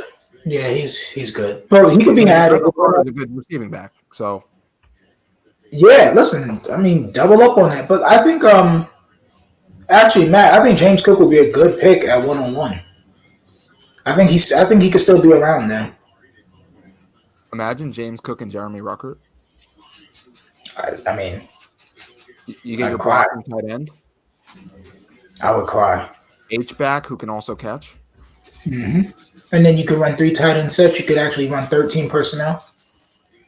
Imagine that. Or honestly, get fucking Trey McBride for all I care. He's gonna fall. I think. I think. You think he's gonna fall to the third? Yeah. What do you think of? How about this? Tomorrow you take Walker, or you know what? No, scratch that. Tomorrow you take Brisker. Then with your remaining picks, you end up with Cook, or a running back, Ruckert, and what? Why am I forgetting? I forgot. Oh, Brandon Smith.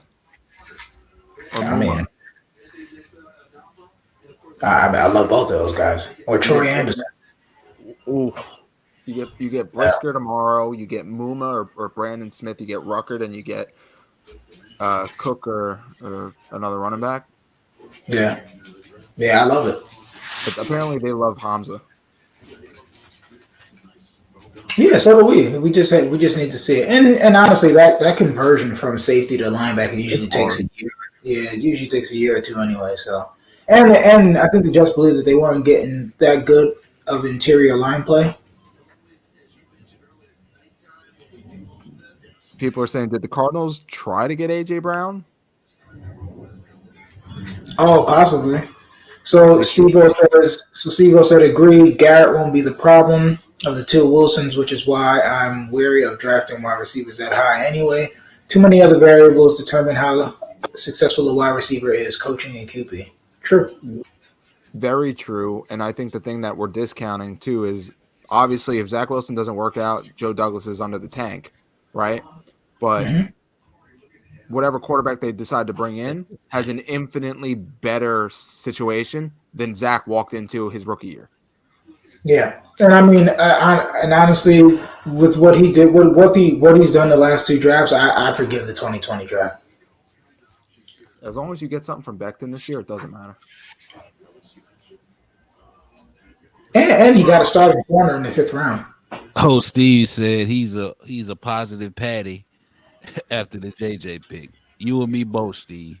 Yeah, me. Yep. You and me both. Yeah, my whole demeanor has changed because you needed those spots. They added the starters at 3 key spots. Well, I'm telling you, I did not want to see Carl Lawson and JFM starting as the DNs.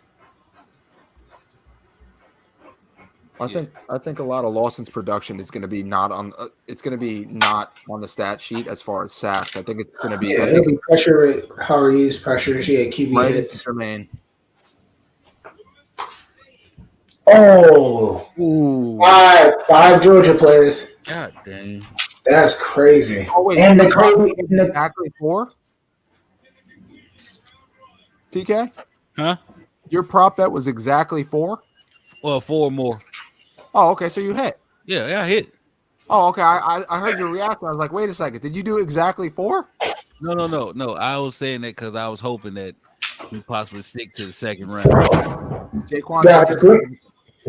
Guys, Green Bay's horrible. Like, how did they? Like, I'm just thinking. Like, they really took Clay Walker in the 1st round. Imagine we take Pickens tomorrow. I'd cry. Lucine is a beast. I remember when I was watching him and people were so critical of him. I'm like, dude's a monster. Yeah. Like, what didn't they like? His coverage ability. Really? Jaquan Brisker. Yeah, because he's a thumper.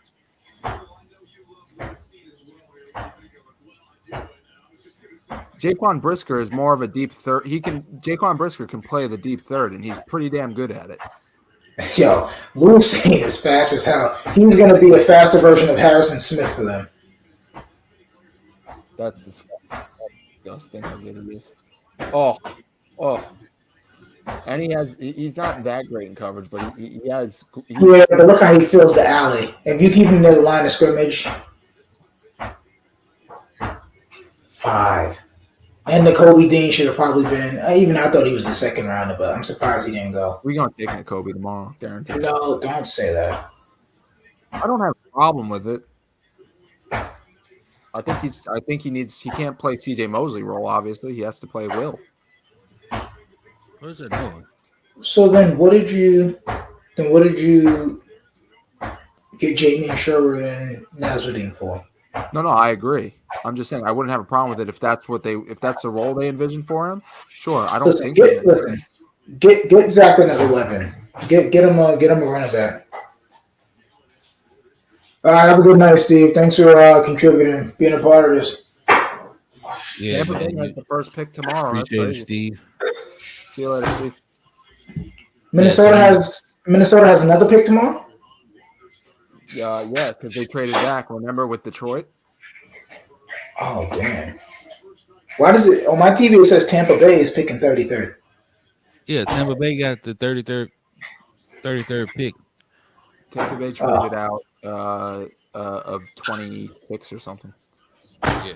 All right, y'all. Let's close it out because now I'm gonna go to bed. Yeah. So I gotta start watching all these interviews of the players and stuff. I know. I am too. I'm actually gonna. I'm taking a road trip. My daughter has a cheerleading competition, so I wish we could do this together. Next year, we'll try to set it up so we get a live stream. More of this. Next year we going. Yeah. Right. No. This is fun though. I'm happy we did this. Yeah. So, yeah, man. You know, it was a great draft. It changed everything towards the end. So, yeah, you know, we were all happy about it.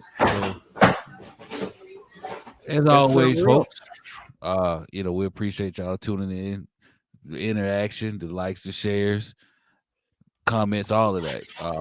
And we look forward to doing this again. So we'll be coming back to cover, you know, the rest of the draft next week, talk all about it and give you our take on it. So on behalf of Mr. Matthew Freeze, Mr. Amari Brown, myself, and my new jersey that I'm gonna buy, Jermaine Johnson. We appreciate you guys tuning in, and we'll see you on the next go round. And as always, let's go Jets. Peace.